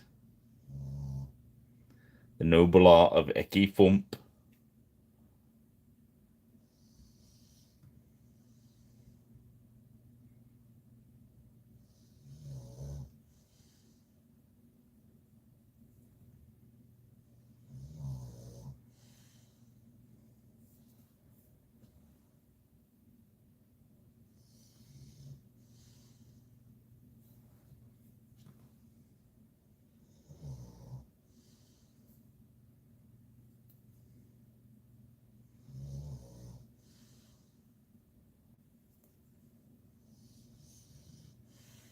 So this is that wood grain. Like I said, it's similar to the oak, but when you put it over the thin it just a little bit, it doesn't cover so much. You get that patchy look in it, which I kind of dig.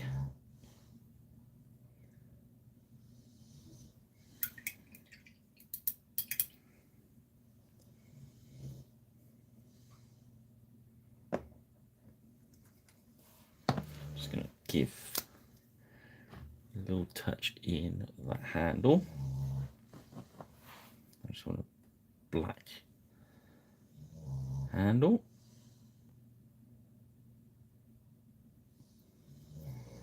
I certainly did get my camera in a different place than normal because I got used to hold my hand. I think I'm a bit zoomed in more than usual as well. Everything's looking a bit shiny on the camera.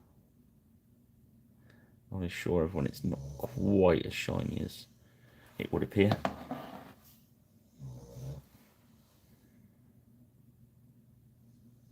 Ah, who loves you, baby?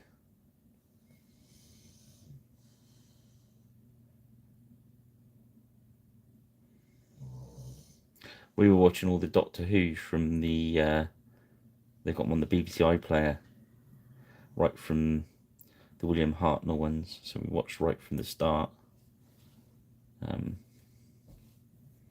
Bit disappointed because I was really looking. I hadn't seen any of the Patrick Troughton ones because I'm a. This is going to age me now. Everyone knows the Tom Baker the ones. And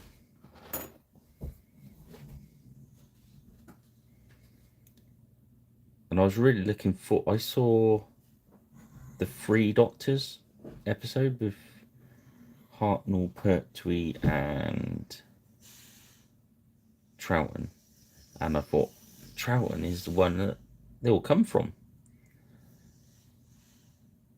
And I was really kind of disappointed that, and I know they've done the best they can, but I just can't watch the animated ones.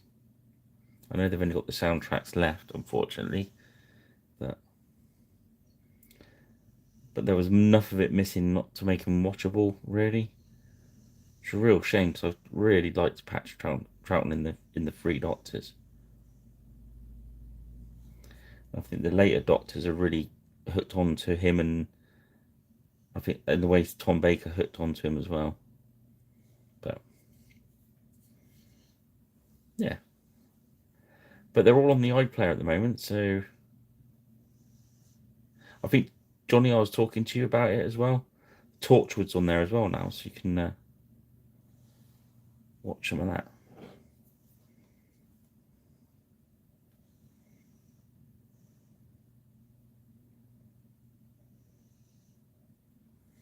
So I'm just going to give them their black socks, and that's what they're called, aren't they?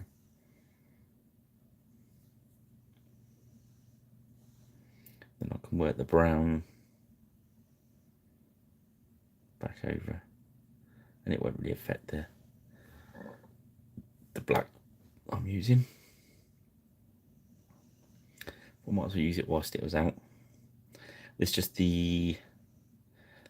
Vallejo black in a GW pot, which probably is some sort of sacrilege. Watered down with my medium. Makes it very thin.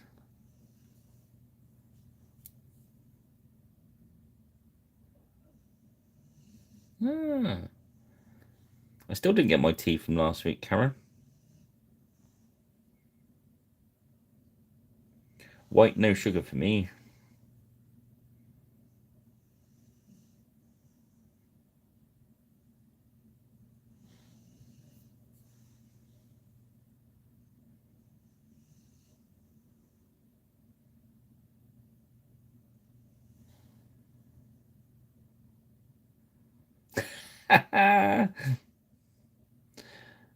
Yes, that has been discussed. That video this very week.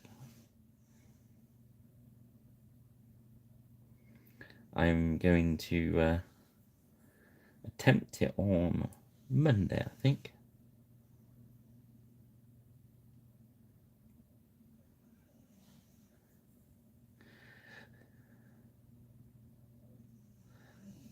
Yeah.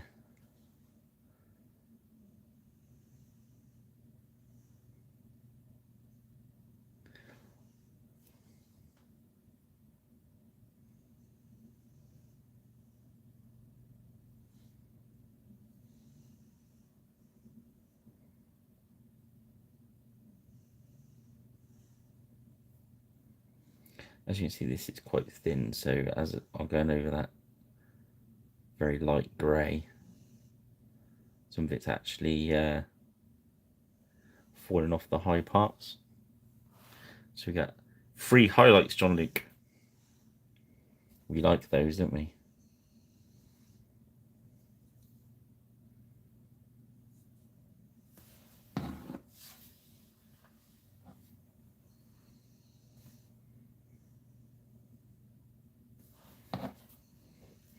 Oh dear. So just coming up, there's an hour and 50 minutes we're on at the moment. So we'll have a catch up and look at what we've got so far. So we're pretty... I say, don't worry about the blotchiness on the horse, because I've got to highlight that up here.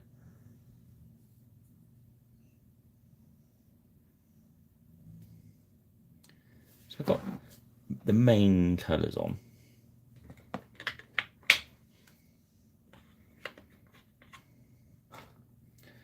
So next we're going to use Cassandra yellow.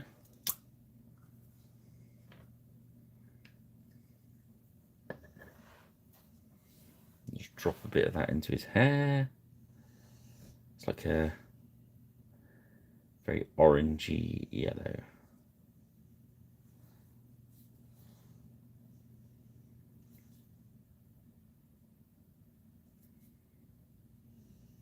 That's over that basilisk brown, which is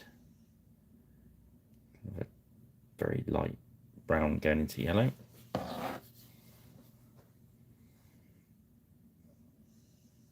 Well, certainly, I mean, if you were just wanted them just painted, just used in a game, yeah, you could pretty much stop there, couldn't you? You know what I mean? From the, I think the 3 foot rule. So if I put the back of the table in it, certainly finished painting the bases in, you'd get away with them tabletop. Really? I don't think you say they're tabletop standard, because people have got all different funny ideas of what that means. I think Games Workshop pushed the tabletop standard idea that you've got to have 3 different coloured paints on each layer and stuff like that, which I don't think is quite applicable now, because sometimes you don't need to do 3 layers. Sometimes you need to do more, so I don't think letting people tell you what to paint's a good idea. I'm just suggesting, I'm just showing you how I do it. Then you can make your own choices. That's what it's about. And if you can pick something up, I see some of these videos and think, I'm going to try that. And if it fits in with your workflow, all well and good. If it doesn't, or you don't like it, or it doesn't suit your style, never mind.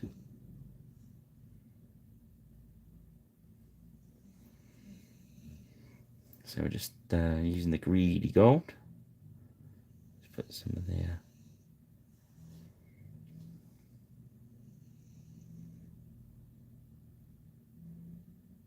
it's nice to have a bit of different colour. Yeah,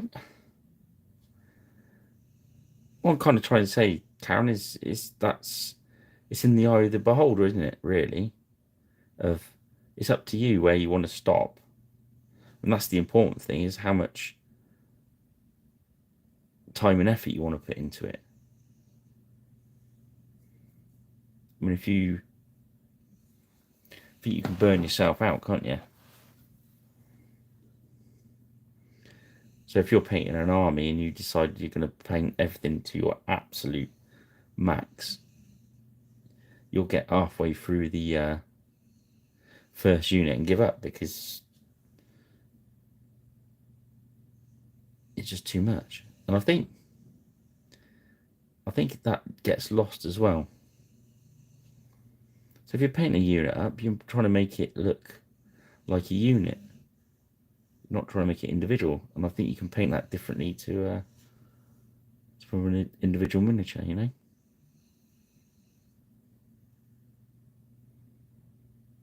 I was painting some Middle Earth orcs,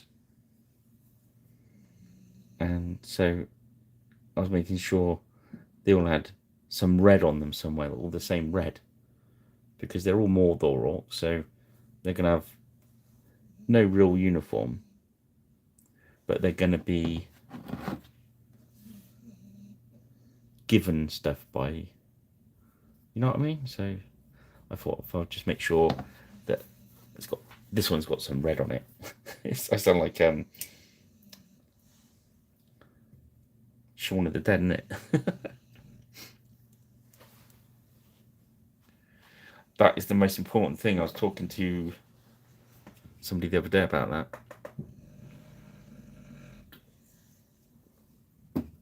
It's one of the reasons I stay away from the slightly bigger scale stuff. I think it was on Saturday I was talking about it, actually.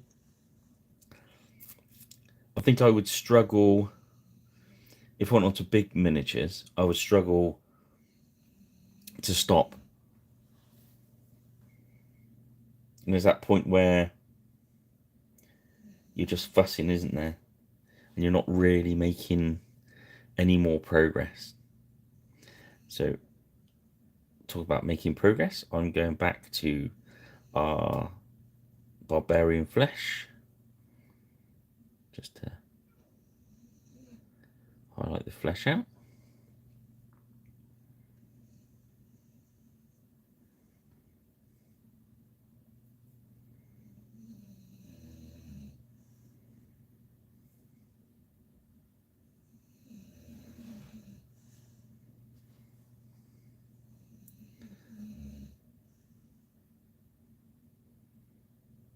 Just forehead, cheekbones, nose, maybe a bottom lip if you can get to it. Say chin, but he's got a beard, so it's not chin. Bottom of his ear there. Little dot on his neck.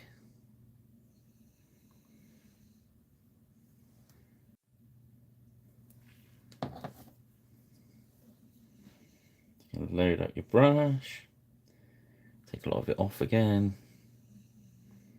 So I'm going forehead, nose, cheeks,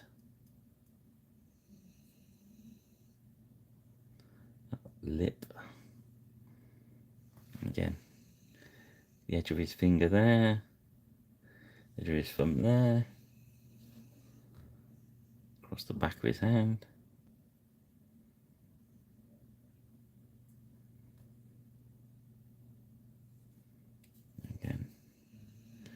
Look at where that sun's going to catch that hand. So it's knuckles, that thumb, anywhere the leading edge is a little bit more there. So now we're going to go back. What's that pop? That's really weird focusing today. There we go.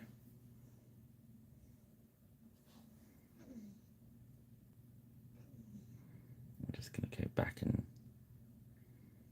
give them a little bit more. We're going to go in the areas we've already been and just strengthen it a little bit.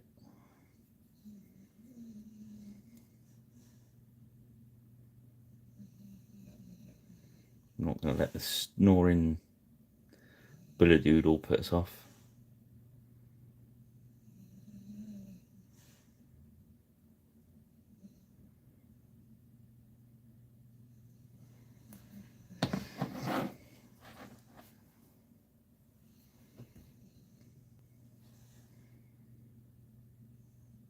This is where if you wanted to go all out on the shade in front, you start dropping lighter flesh tone on these areas until you get to a dot, you know what I mean, a real high.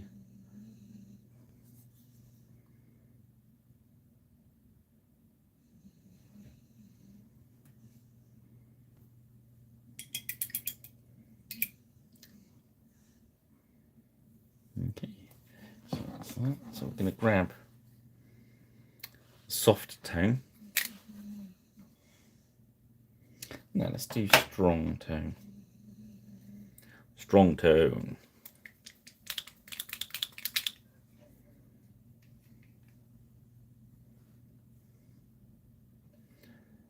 Because I want to just get round those leathery areas we've done on the horse and stuff. So we'll just put a bit of medium into our brush.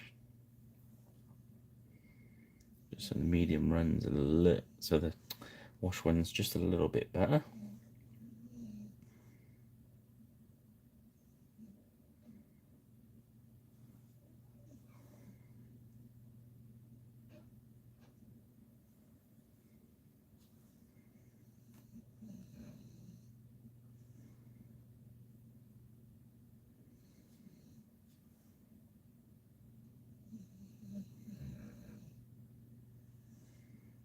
I'm not worried too much if we don't get him all completely finished tonight. He's too nice a miniature to rush too much. I'm going to get quite a bit of him done. I get all of him done. The eyeballs are not tired yet, guys, so I'm going to keep going. So we're just going to let that wash go around all these bits of brown.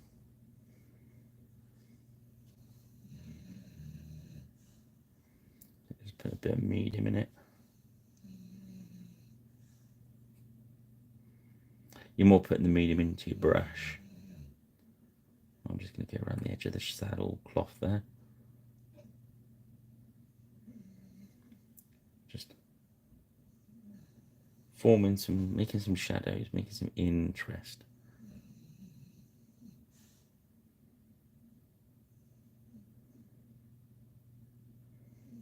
As you start putting into those things, you'll find that you're kind of framing stuff out, so it becomes more defined. Anywhere like underneath its nose there, you put a bit more in because it's going to be shadier than the higher areas. And so we're going to highlight the horse out yet anyway. So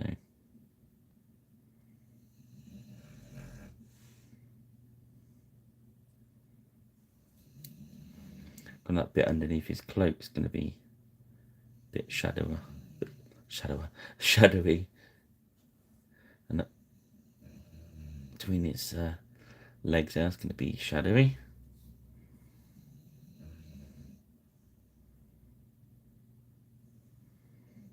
Yeah, just put a bit more on the try on his leg, and the stirrup. straps. There we go. Just let it walk into that area. Anywhere under there is going to be a little bit shadowy. There we go. So you can really work with these tones.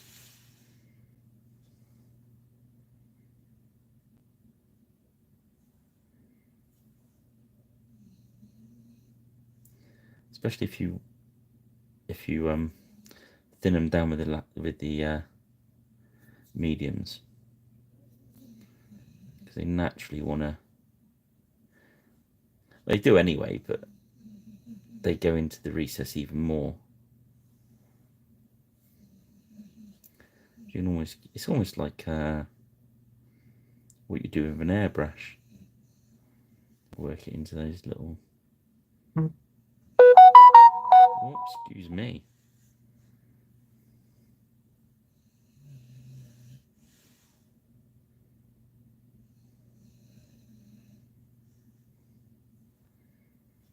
That's probably somebody found one of my pictures on, was it Blue Sky? So I'm not really, it's a bit like Twitter was when it was first out there, you know? I kind of get it, but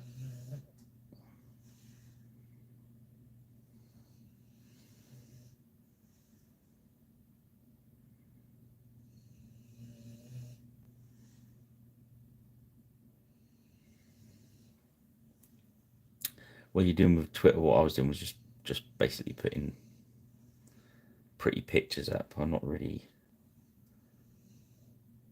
discussing games and stuff.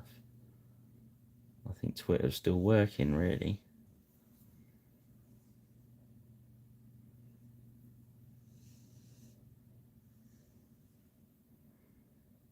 There we go.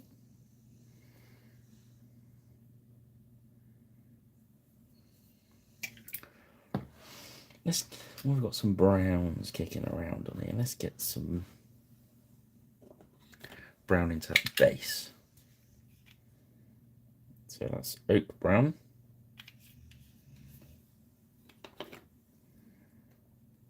I'm gonna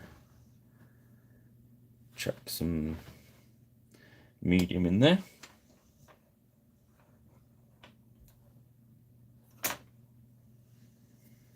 Give it a stir up.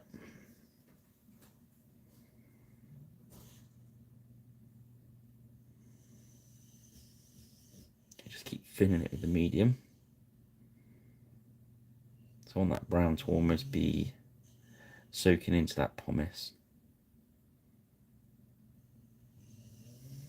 These bits here, it comes on that rocky base, so I thought if I put some extra bits of slate, they're just little bits of blue slate.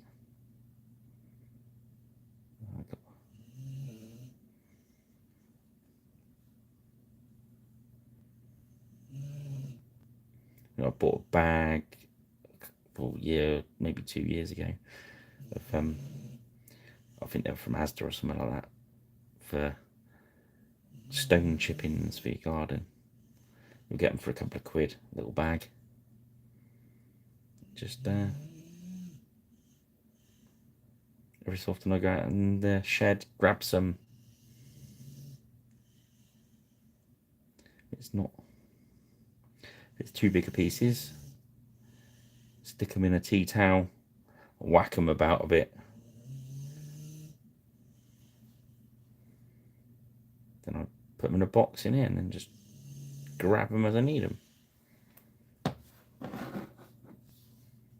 Oh yeah, I forgot about that.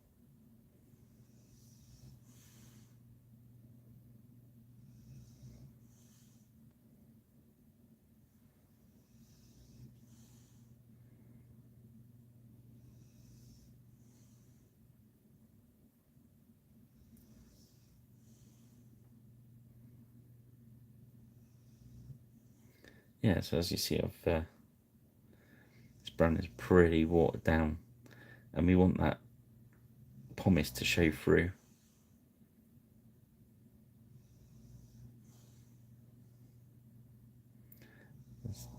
It's almost given us 3 highlights, which is good.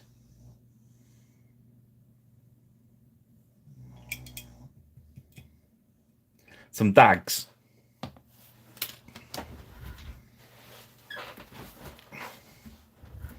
Got some dags. Okay, so let's start highlighting some of this stuff up. So 2 hours, 7 minutes. So let's get some serious paint done now. So let's go for the green. So it's that at the moment Angel with the green wash. Our first highlight's going to be Commando green.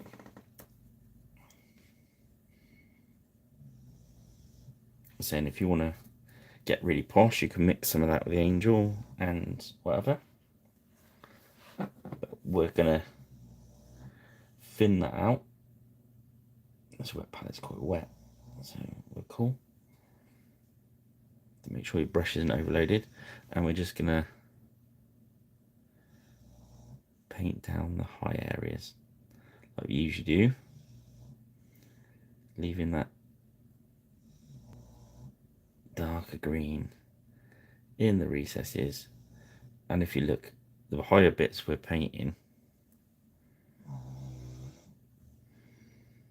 are kind of lighter anyway, because obviously the darker greens have sunk into the recesses, leaving those natural highlights and showing us where to paint. You see that's a little bit, I think that focus is focusing on that. Weird.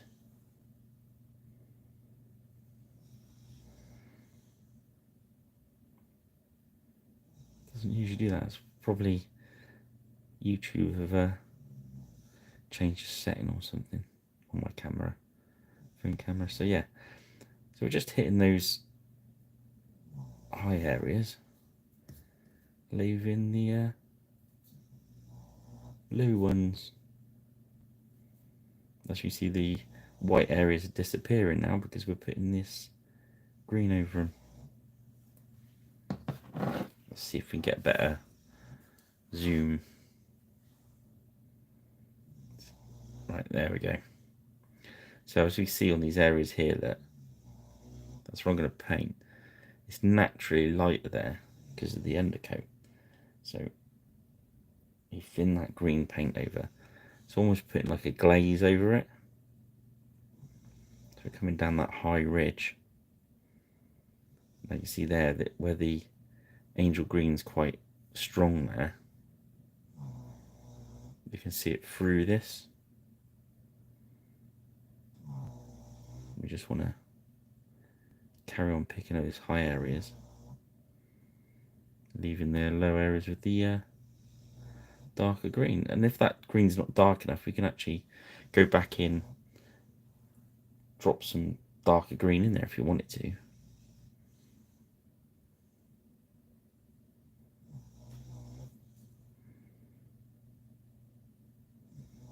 As you saw from that zoom, there seems to be a lot of focusy thing going on tonight. I'm not sure why. I will sort it out. I think I've zoomed in a bit probably. So that's the first one. So let's go back. Now it's dry. Look, you see where I've put that lighter one in.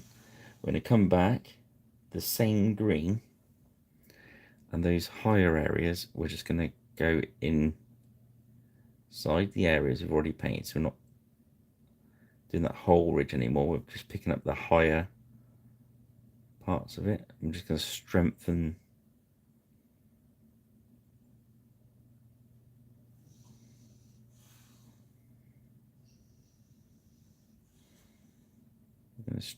those. So the areas we've already hit, we're now, so you see that's a higher ridge than that one. So we're just going to run these down there.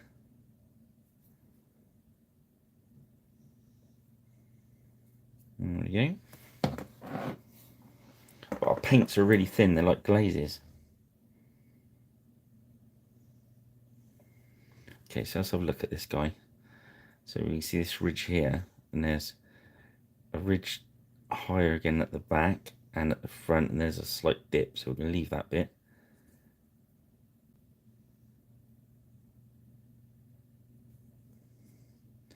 And there's that zigzaggy bit there, so we're just going to try and catch the very tops of those. And leave the rest.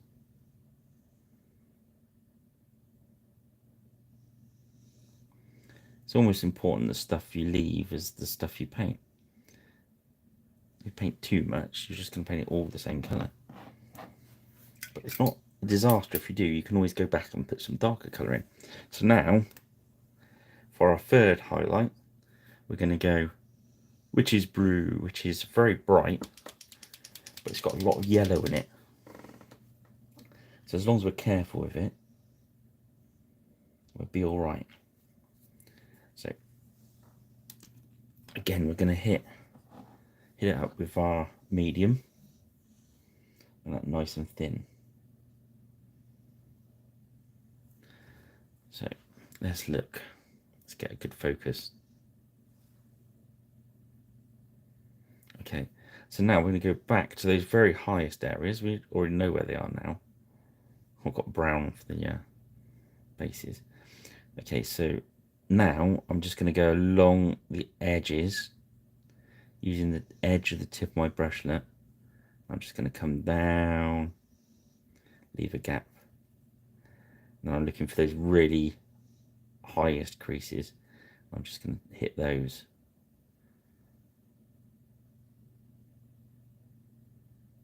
It's good fun. It's very therapeutic talking it through as well. Okay. I'm going to load up again. We're going to put a bit more medium in. Just the very tip of our brush.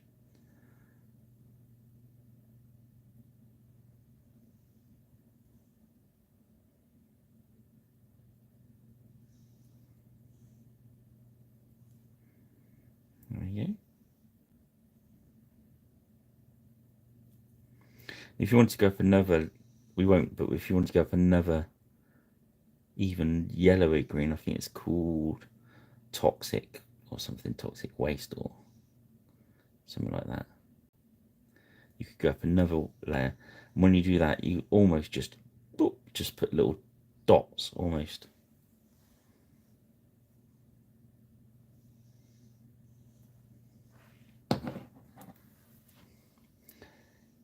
The higher you take that colour,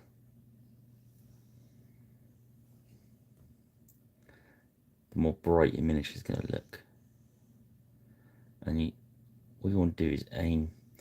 If I'm going all the way, you've almost got to take it past the level you want it to look.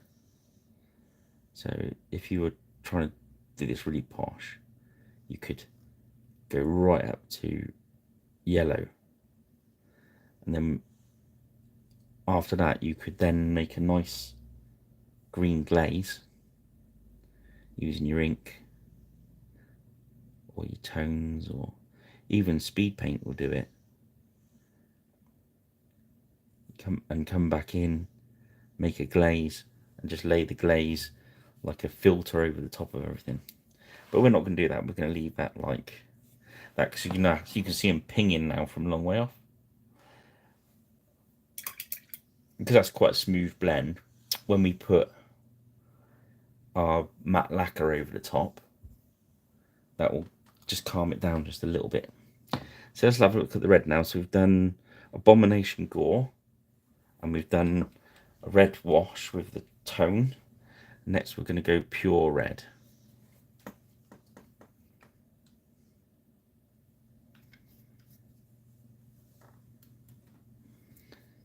And we're going to get a medium going in there. We're going to do the same thing. So on his arm there, we're going to Concentrate on concentrate on not getting it into the dips. That's probably the best bet. He's got like a weird cuff, so we're going to the middle of that.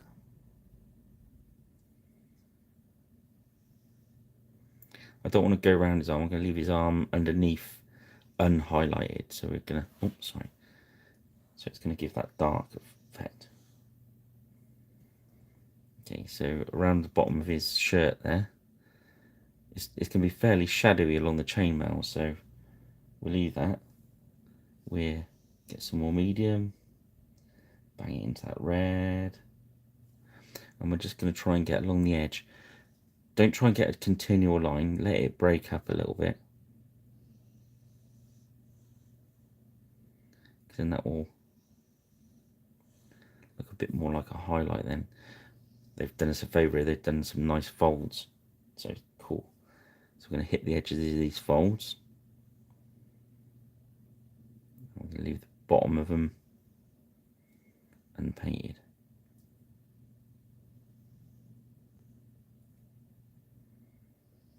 So a high area, so that area over the top of his leg there is going to be very visible because it's anything's pointing upwards. That's why, as you notice, I'm painting kind of from the top at the moment. I'm managing where my light's hitting.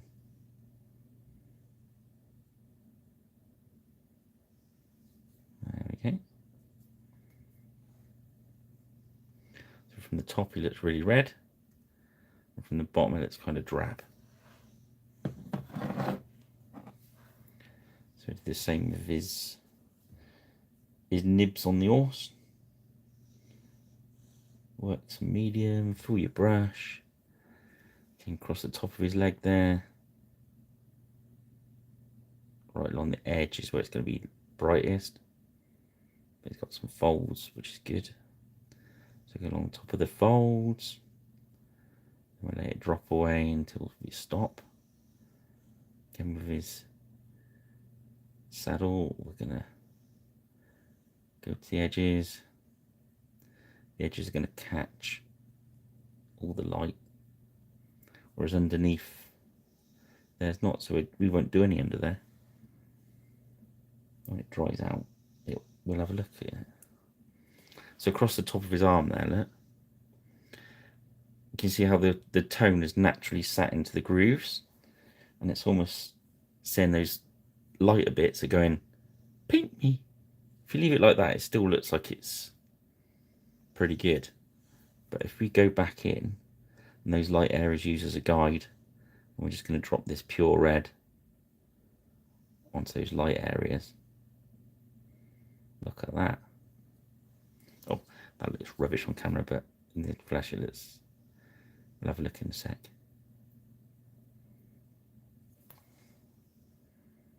You can't really see it because it's still... We'll have a look when it dries. So again, across his arm there. Yeah. So we're looking at anywhere where the light will fall onto.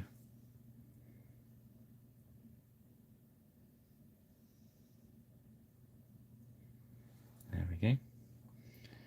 Let's have a look at his top of his leg there. So the light's really going to catch that top edge. So just as it gets to the edge of the chainmail, it's going to be a bit in shadow, so we won't put as much red there. There we go. And that cloth look quite red there, but up behind him it's not. Just underneath where his leg is, it's going to be kind of shadowed. So I do kind of that dabbing motion, lets you build up a little bit of texture as well. We're using quite thin paint, so we can build it up.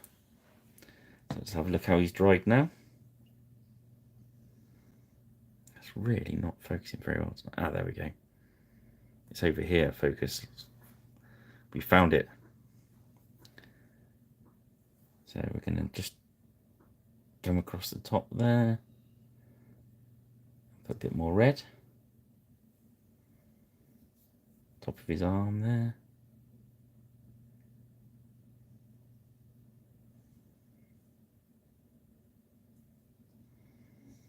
And these creases on his bottom of his shirt. Just going to come across there. So just strengthening the places we've been before. There we go.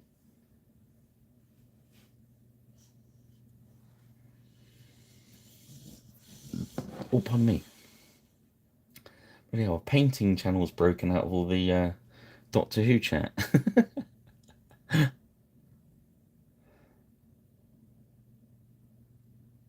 People are always, oh, they'll all unsubscribe. Oh my god, he's talking about painting.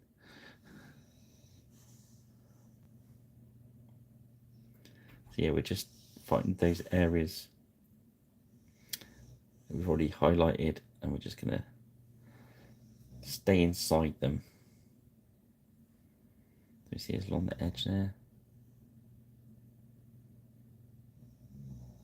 So each time your highlight gets smaller, narrower, tighter, brighter.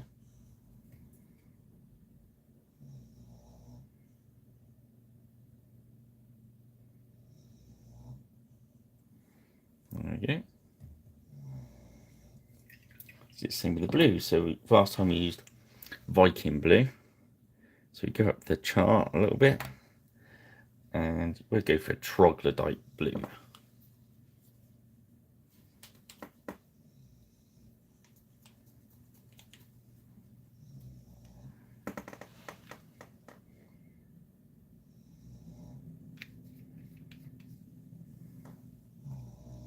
Which is a little bit tricky because you've got lighter blues, you've got a lot of white in them, so very hard to make translucent, so you've got to be a little bit careful with them. But again, let's go on top of his knee there. So we've thinned the paint, so we're just painting these higher areas. It's really important we leave that darker blue in the recess. So if it all goes wrong and it goes in there, you can wick it out. If you can't wick it out, wait for it to dry and run some tone or a darker blue in there.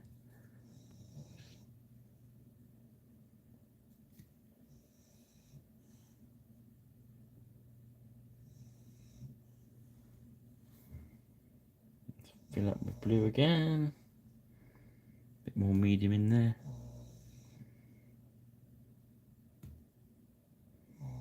Got some nice creases in these trousers. Made the dog snore anyway. Hope none of you have fallen asleep.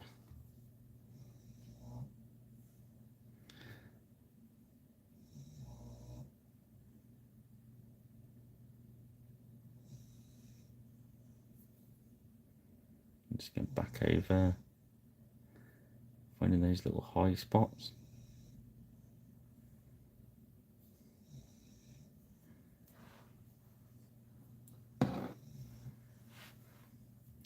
So we're doing like 2.5 hours we've been going. So again, that top of that knee is going to really catch the light. Not so much the bottom of the knee because his leg's folded back.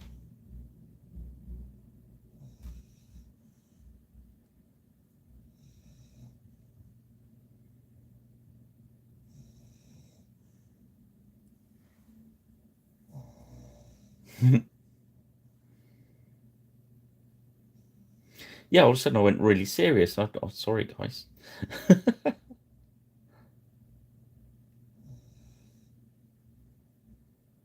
I think it's quite interesting doing the highlighting. I think it's quite a cool bit. And we don't always get to it, you know what I mean? Sometimes we stop before I get to this stage.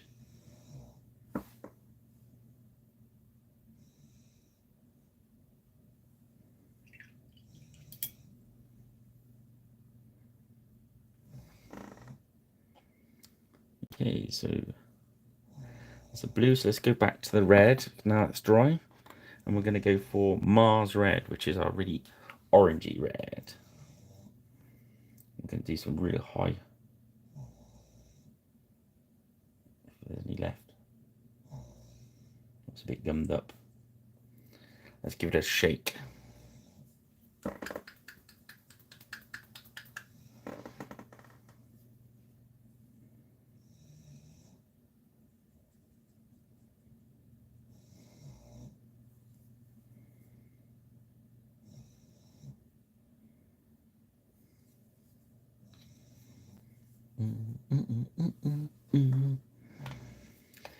Get some medium going in there. So what we're looking for now on this red is, because we've already highlighted it, we're going to go to only the highlighted areas. And we're going to do little tiny touch, because then we've hardly got any, the paint's very thin. But we only want to touch that top area, because so this orange will really show through. So again, just the very top edges. You see how when we go around his arm there, it's all drab underneath. It's important for when it all dries up. So we're just gonna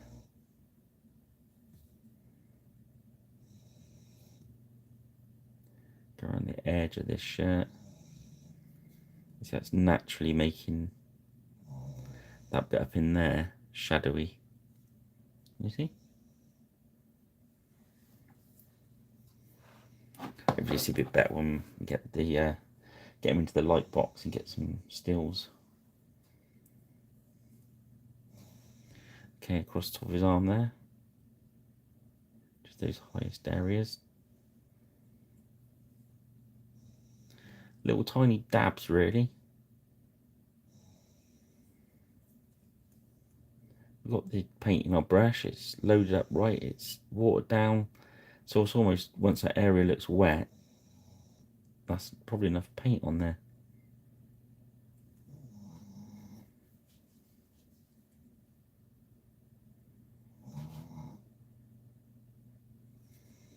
Okay.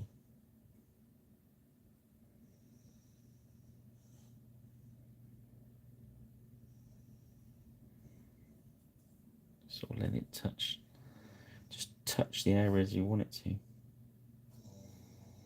It's really important. We're not trying to cover stuff, we're just trying to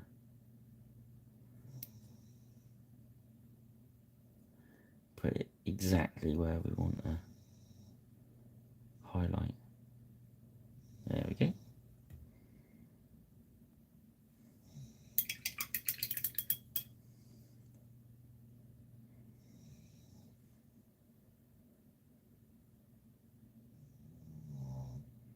So we did monster brown on the leather work, didn't we? So let's just get some leather brown, which is a couple of tones higher. Because we run a wash over that brown anyway, so we'll do a little bit of edge highlighting. So don't want to paint too thin for this. We're just going to run our brush across that top edge.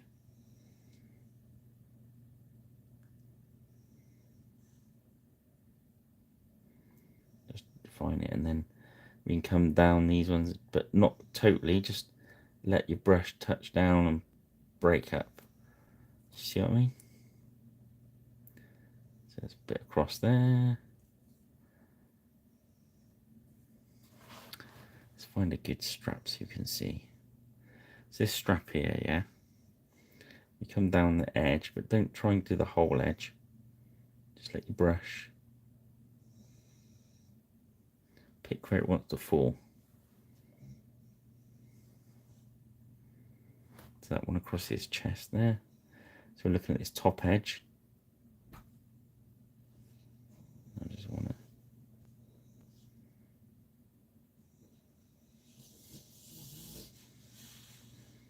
Don't want a complete line, if you know what I mean. The more it breaks up, the more it looks like highlights. So let's look at this one across the back here.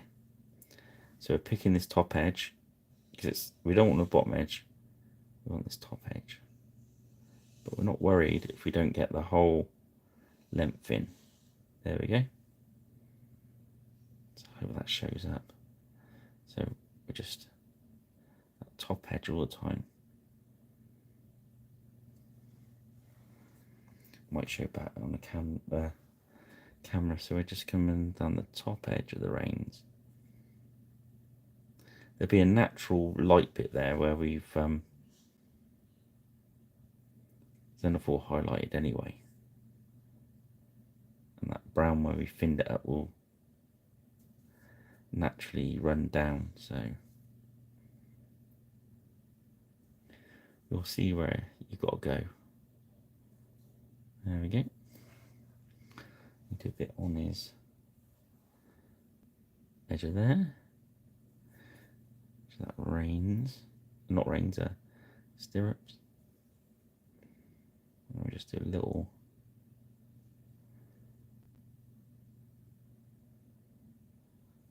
bit down there. Straps.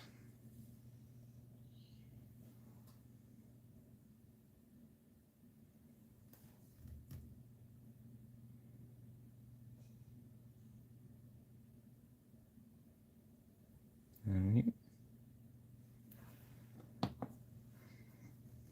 Let's have a look at this guy. So again, top of his belt, or top edge, the edge of his belt here.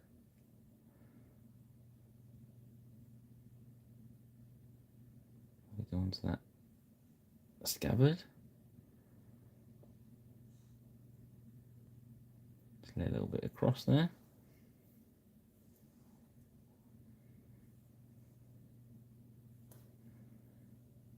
And we just touch a little area.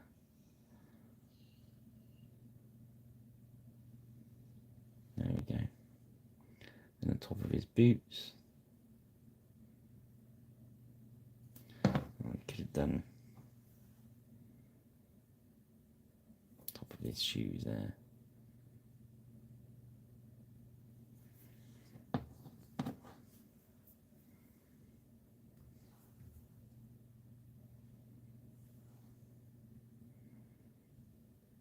Just run a little bit.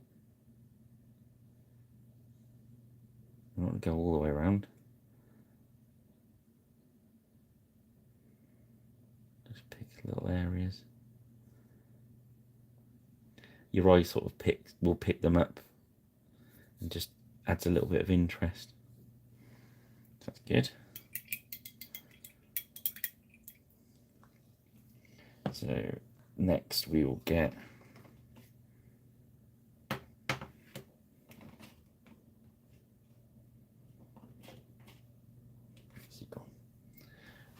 flesh wash. It's a little bit of gold we've got to sort out.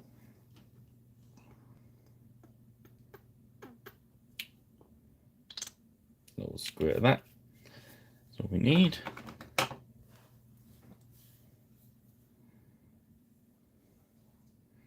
And those areas that are gold, we're just going to drop some of this on there. It gives the gold a marvellous shadow. A bit going to that red scabbard as well, because it's a flesh colour and it'll work. That's all the gold on that one. Yeah. So there's a little bit more on the Orisy. There's a bit on the sword.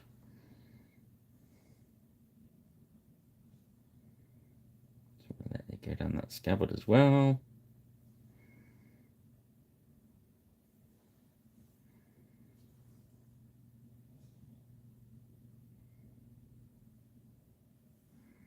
There's a lovely bit of shading down there. That tones really worked well in there.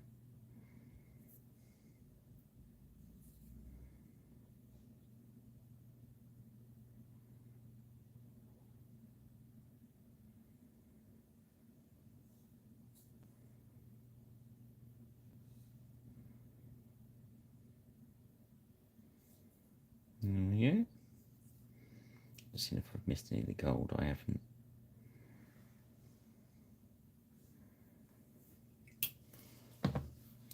Let's find a good grey. Let's go for field grey. So it's got some green in it. We're gonna just paint those rocks in. It's weird if you put the slate on and leave it slate coloured. It really doesn't look like rocks, so that's been undercoated. So, and now we're just gonna thin that field grey out and put some really thin, so you can let in the undercoat work. There's a speed paint that's good for it as well. Can't remember which one it is off the top of my head. But I like putting this field grey on there, and then when it's dry, running a really watery black wash over it.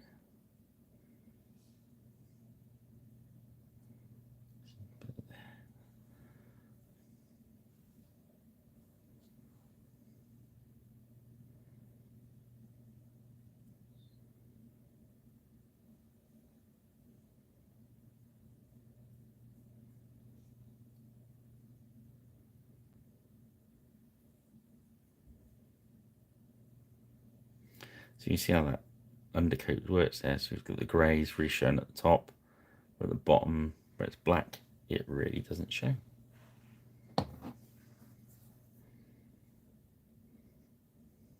Let's keep it thin. As Duncan would say, 2 thin coats.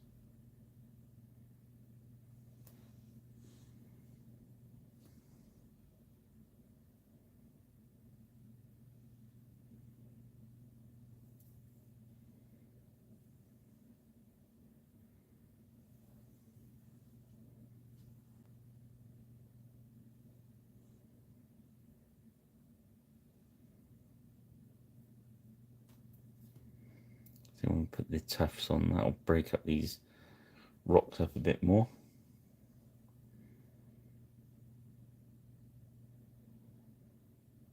We need to dry brush the brown yet with a light brown.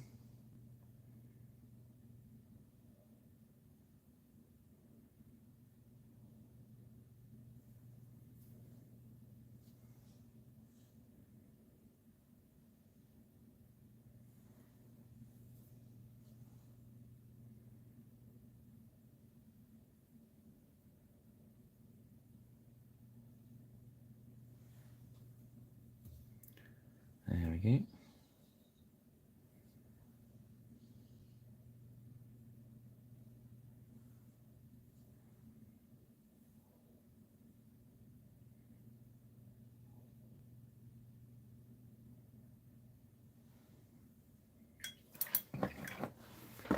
We are 2 3/4 hour in. Let's see what we got. He looks a bit like Thor, doesn't he? I just realised that. I'm not sure about painting the eyes in these because these have got tiny eyes, and you've got a chance to make them look a bit googly eyes. But I think we can paint them. Yeah, we can paint them. Let's paint his eyes. I was going to leave them, but I think we should paint them. Let's grab some white. I just knocked the camera, sorry guys. Let's just grab some little bit of matte white.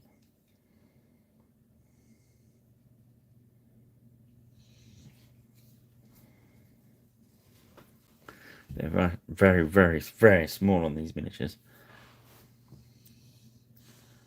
You just make them out so We'll put some medium in our brush. We load out the paint. We're going to lock our hand against the table, and we're going to lock our fingers onto the miniature. That's too much paint.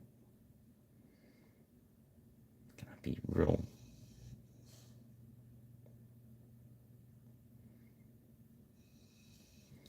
Really just dabbing the edge of the brush.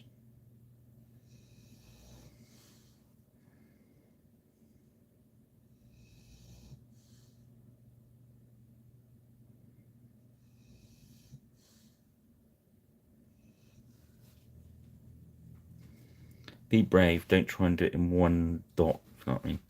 There we go.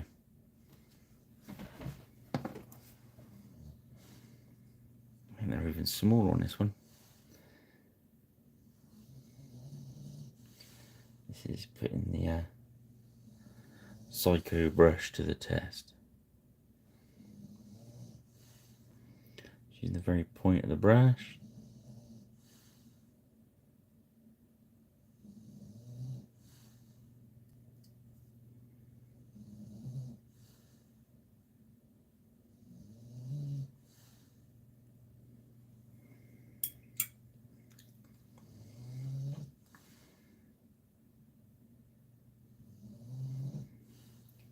If you overrun a little bit like I did there, there's two choices. You can do what I'm doing, which is, oh sorry, it's off camera there. I'm letting the brush, I'm actually naughtily using my tongue to wet the brush. Yeah? And I'm just using the water to take the little extra white off. Or you can let it dry if you're a bit more patient, and then just drop a little bit of flesh in there. Two ways to go there. Okay, so that's the white bit. Let's be brave and do some black dots. You can load up with medium, load up with black paint, take it off on the edge of the pot, set everything up nicely.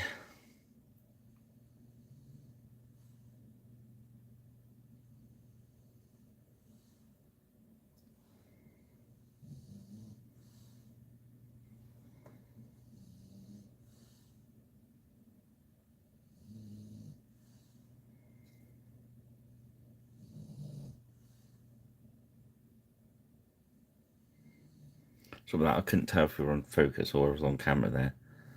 But there we go. So I'm trying to look around the camera to look at the miniature and I could hardly see the face. So I was tempted to watch the camera, but that was a bit too disjointed.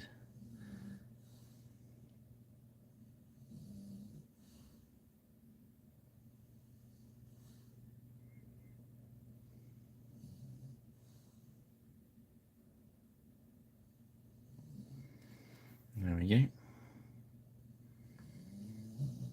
They look a little bit out, but that's very hard to see from that far away. Okay,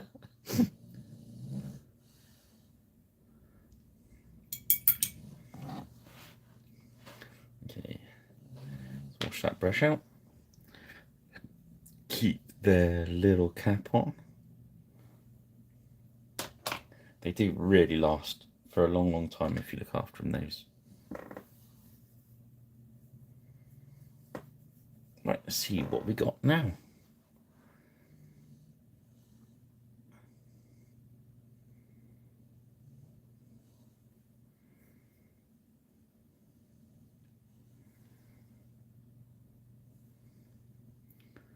Okay.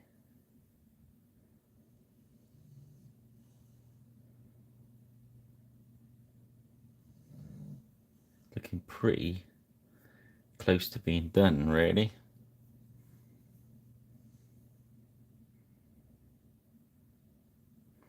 Oh, I know what I need to do. His hair. So his hair's been Bastis brown, Cassandra yellow wash.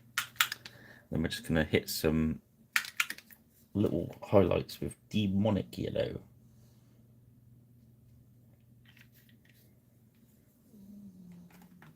Even though it looks really bright, it really is quite thin paint, so a little bit of medium into it.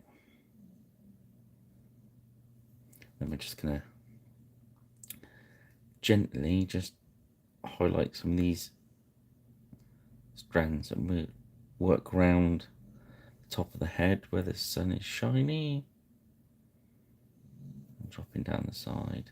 I'm just letting the brush gently, almost like a dry brush. Oops, sorry. Let's get a little bit of camera so we can.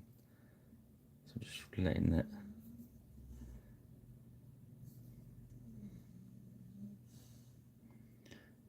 If you get a heavy touch like I just did there, just keep moving it around with the brush and it will sort itself out.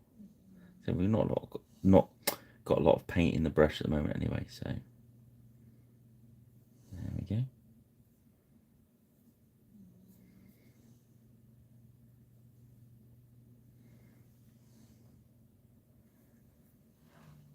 So again, load up with some thinned out yellow. Make sure not too much in there. Start at the top of the head.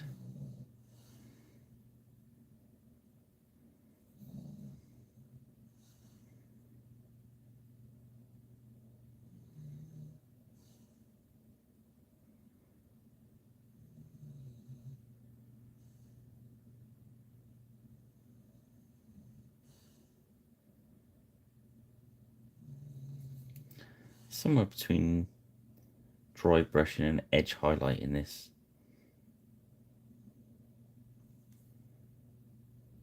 There we go.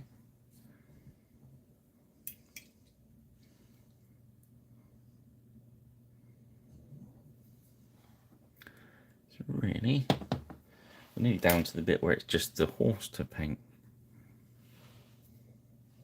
Let's go Banshee brown.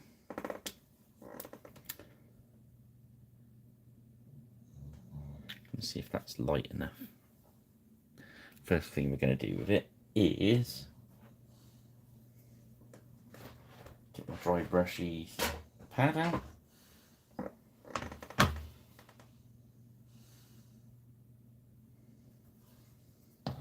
Just going to dry brush, hopefully, yeah, just give these a light dry brush in on the brown bit.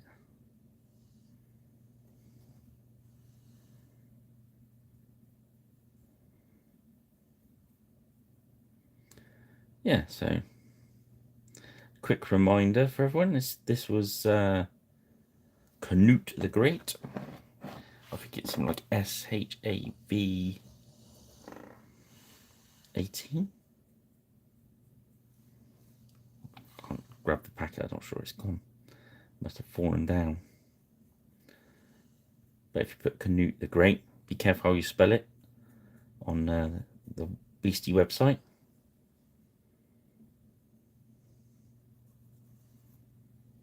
You'll find him. I believe it's 12 quid, but you do get the both miniatures and the bases. So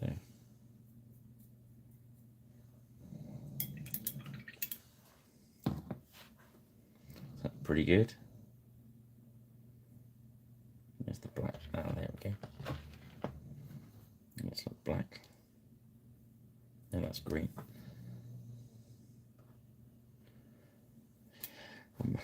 Next it must be black.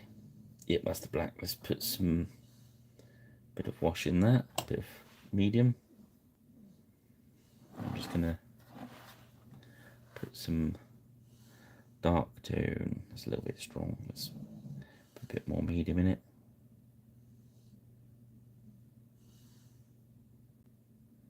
There we go. You could use strong tone if you want a bit of brown in there.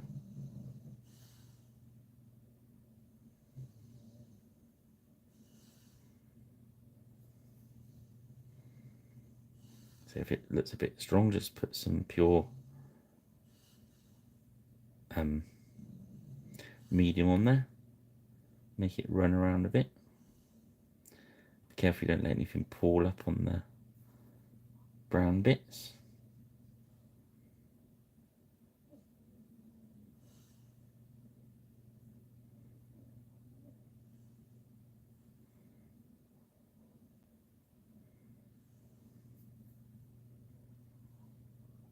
It almost works like grey, which is what we want it to do.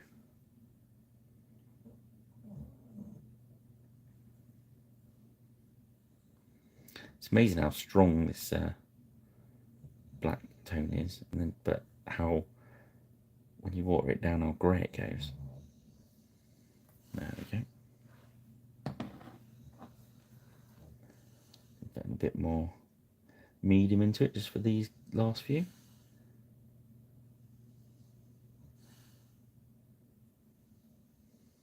Just let that run over the stones.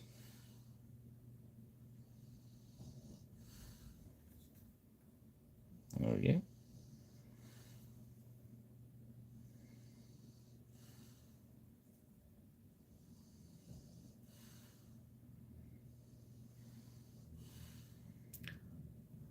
A bit on this chain there, it's a little bit shiny. There we go. It's quite a serious face on him, isn't it? I think the on foot version of him is done, so we're gonna leave him there.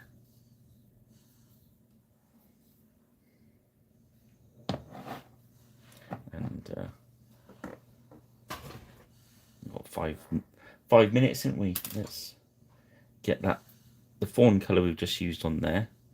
We're just gonna water it out a little bit more, and it might be a good colour for the horse. So let's pick out the higher areas. Just leaving those deeper recesses.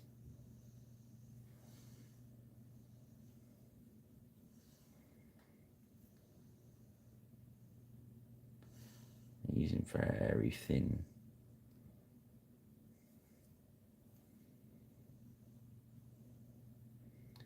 Keep that medium going in there. And it's that thin that that's even actually a little bit thick. Let's thin it out again. There we go, that's better.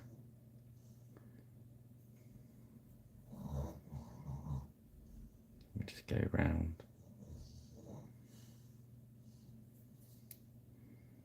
Then into higher ridges.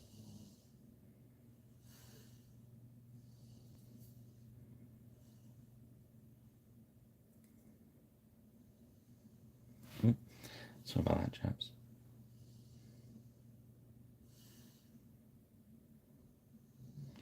So these bigger muscle groups, think about the shape of them as well. So if you've got that big round shoulder muscle there, think of where the highlight bit is going to be. It's like his leg there, it's going to be highlight there, but not underneath.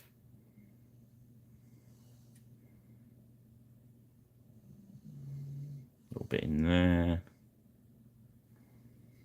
Just a little bit too much in my brush, that's it.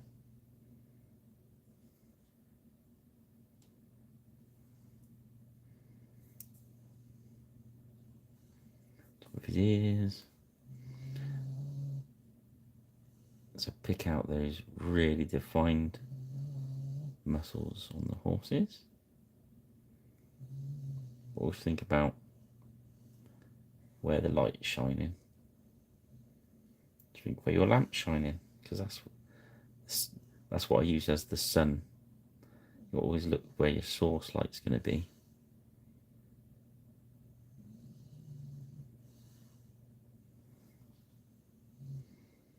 And if it sort of when you start this, if it starts patching up when it's drying, it's not ruined. You can fix it. You can do a wash back over it as well.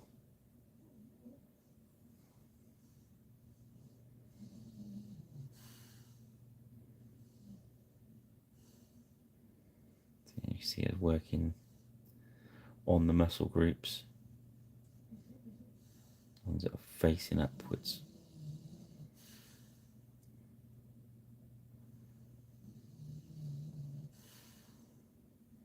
Okay. You see that neck's really starting to pick, so we can get some more of the same colour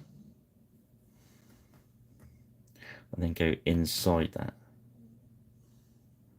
So now we're not going to make that dippy bit any smaller, we're just going to come down the areas we've already highlighted and make them stronger.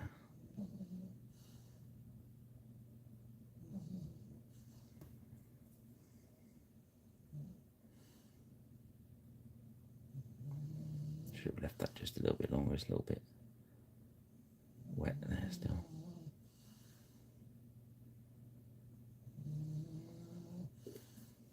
Trouble with using very thin paints, they do dry quite quick, but because you can work round quick, you can start tearing up the last layer, so do make sure they're dry.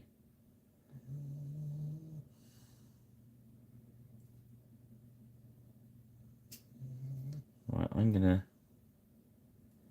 let that dry for a bit and work into some more. Okay, that's 3 hours. Let's have a look what we got. So you see there's a little bit more work to do on the horse. It's a little bit patchy.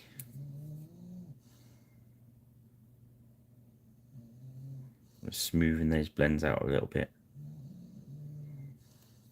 It's not a problem. But I think he's doing his thing. So I'll do what I usually do. Finish it tomorrow. Hopefully get it done in the morning before I got to go off and do stuff. If I get up early enough, that is.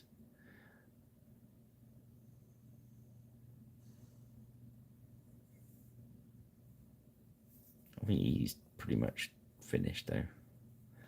So on a maybe light grey,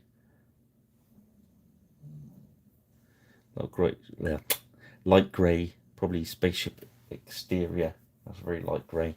Just dry brush over those rocks. Get the tufts on him. He's done. Just finish the horse on this one. So for 3 hours work, yeah, I think you'll agree. We got some. There are some fantastic looking miniatures.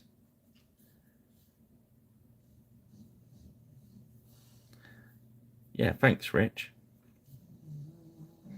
Yeah, so that was Cnut the Great. Let's have a look if I can find the packet with the code on it. There we go. There's the code. SHVA18. Cnut the Great. Don't spell it wrong, please. Nip to Griffin Beast. Tell them Pirate sent you, because they like that feedback. If you've not subscribed yet and you're watching this, please help us out, subscribe. If you've not seen Karen's or Grandad Art Space or any other guys that are associated with my channel, friends of the channel, crewmates of the channel, that's better, drop by. Karen's live in the morning doing motorbikes. Are you doing motorbike stunts, Karen, or or just making them? She's going to build models whilst on a motorbike doing stunts. That's got to be worth watching, surely. Anyway, I've gone a little bit off the wall. The dog's snoring. I hope you enjoyed that. It's 3 hours of top painting, talking about all sorts of nonsense, and also talking about painting. Right, I've been Pirate Rich. Thank you for joining me. Speak to you all soon.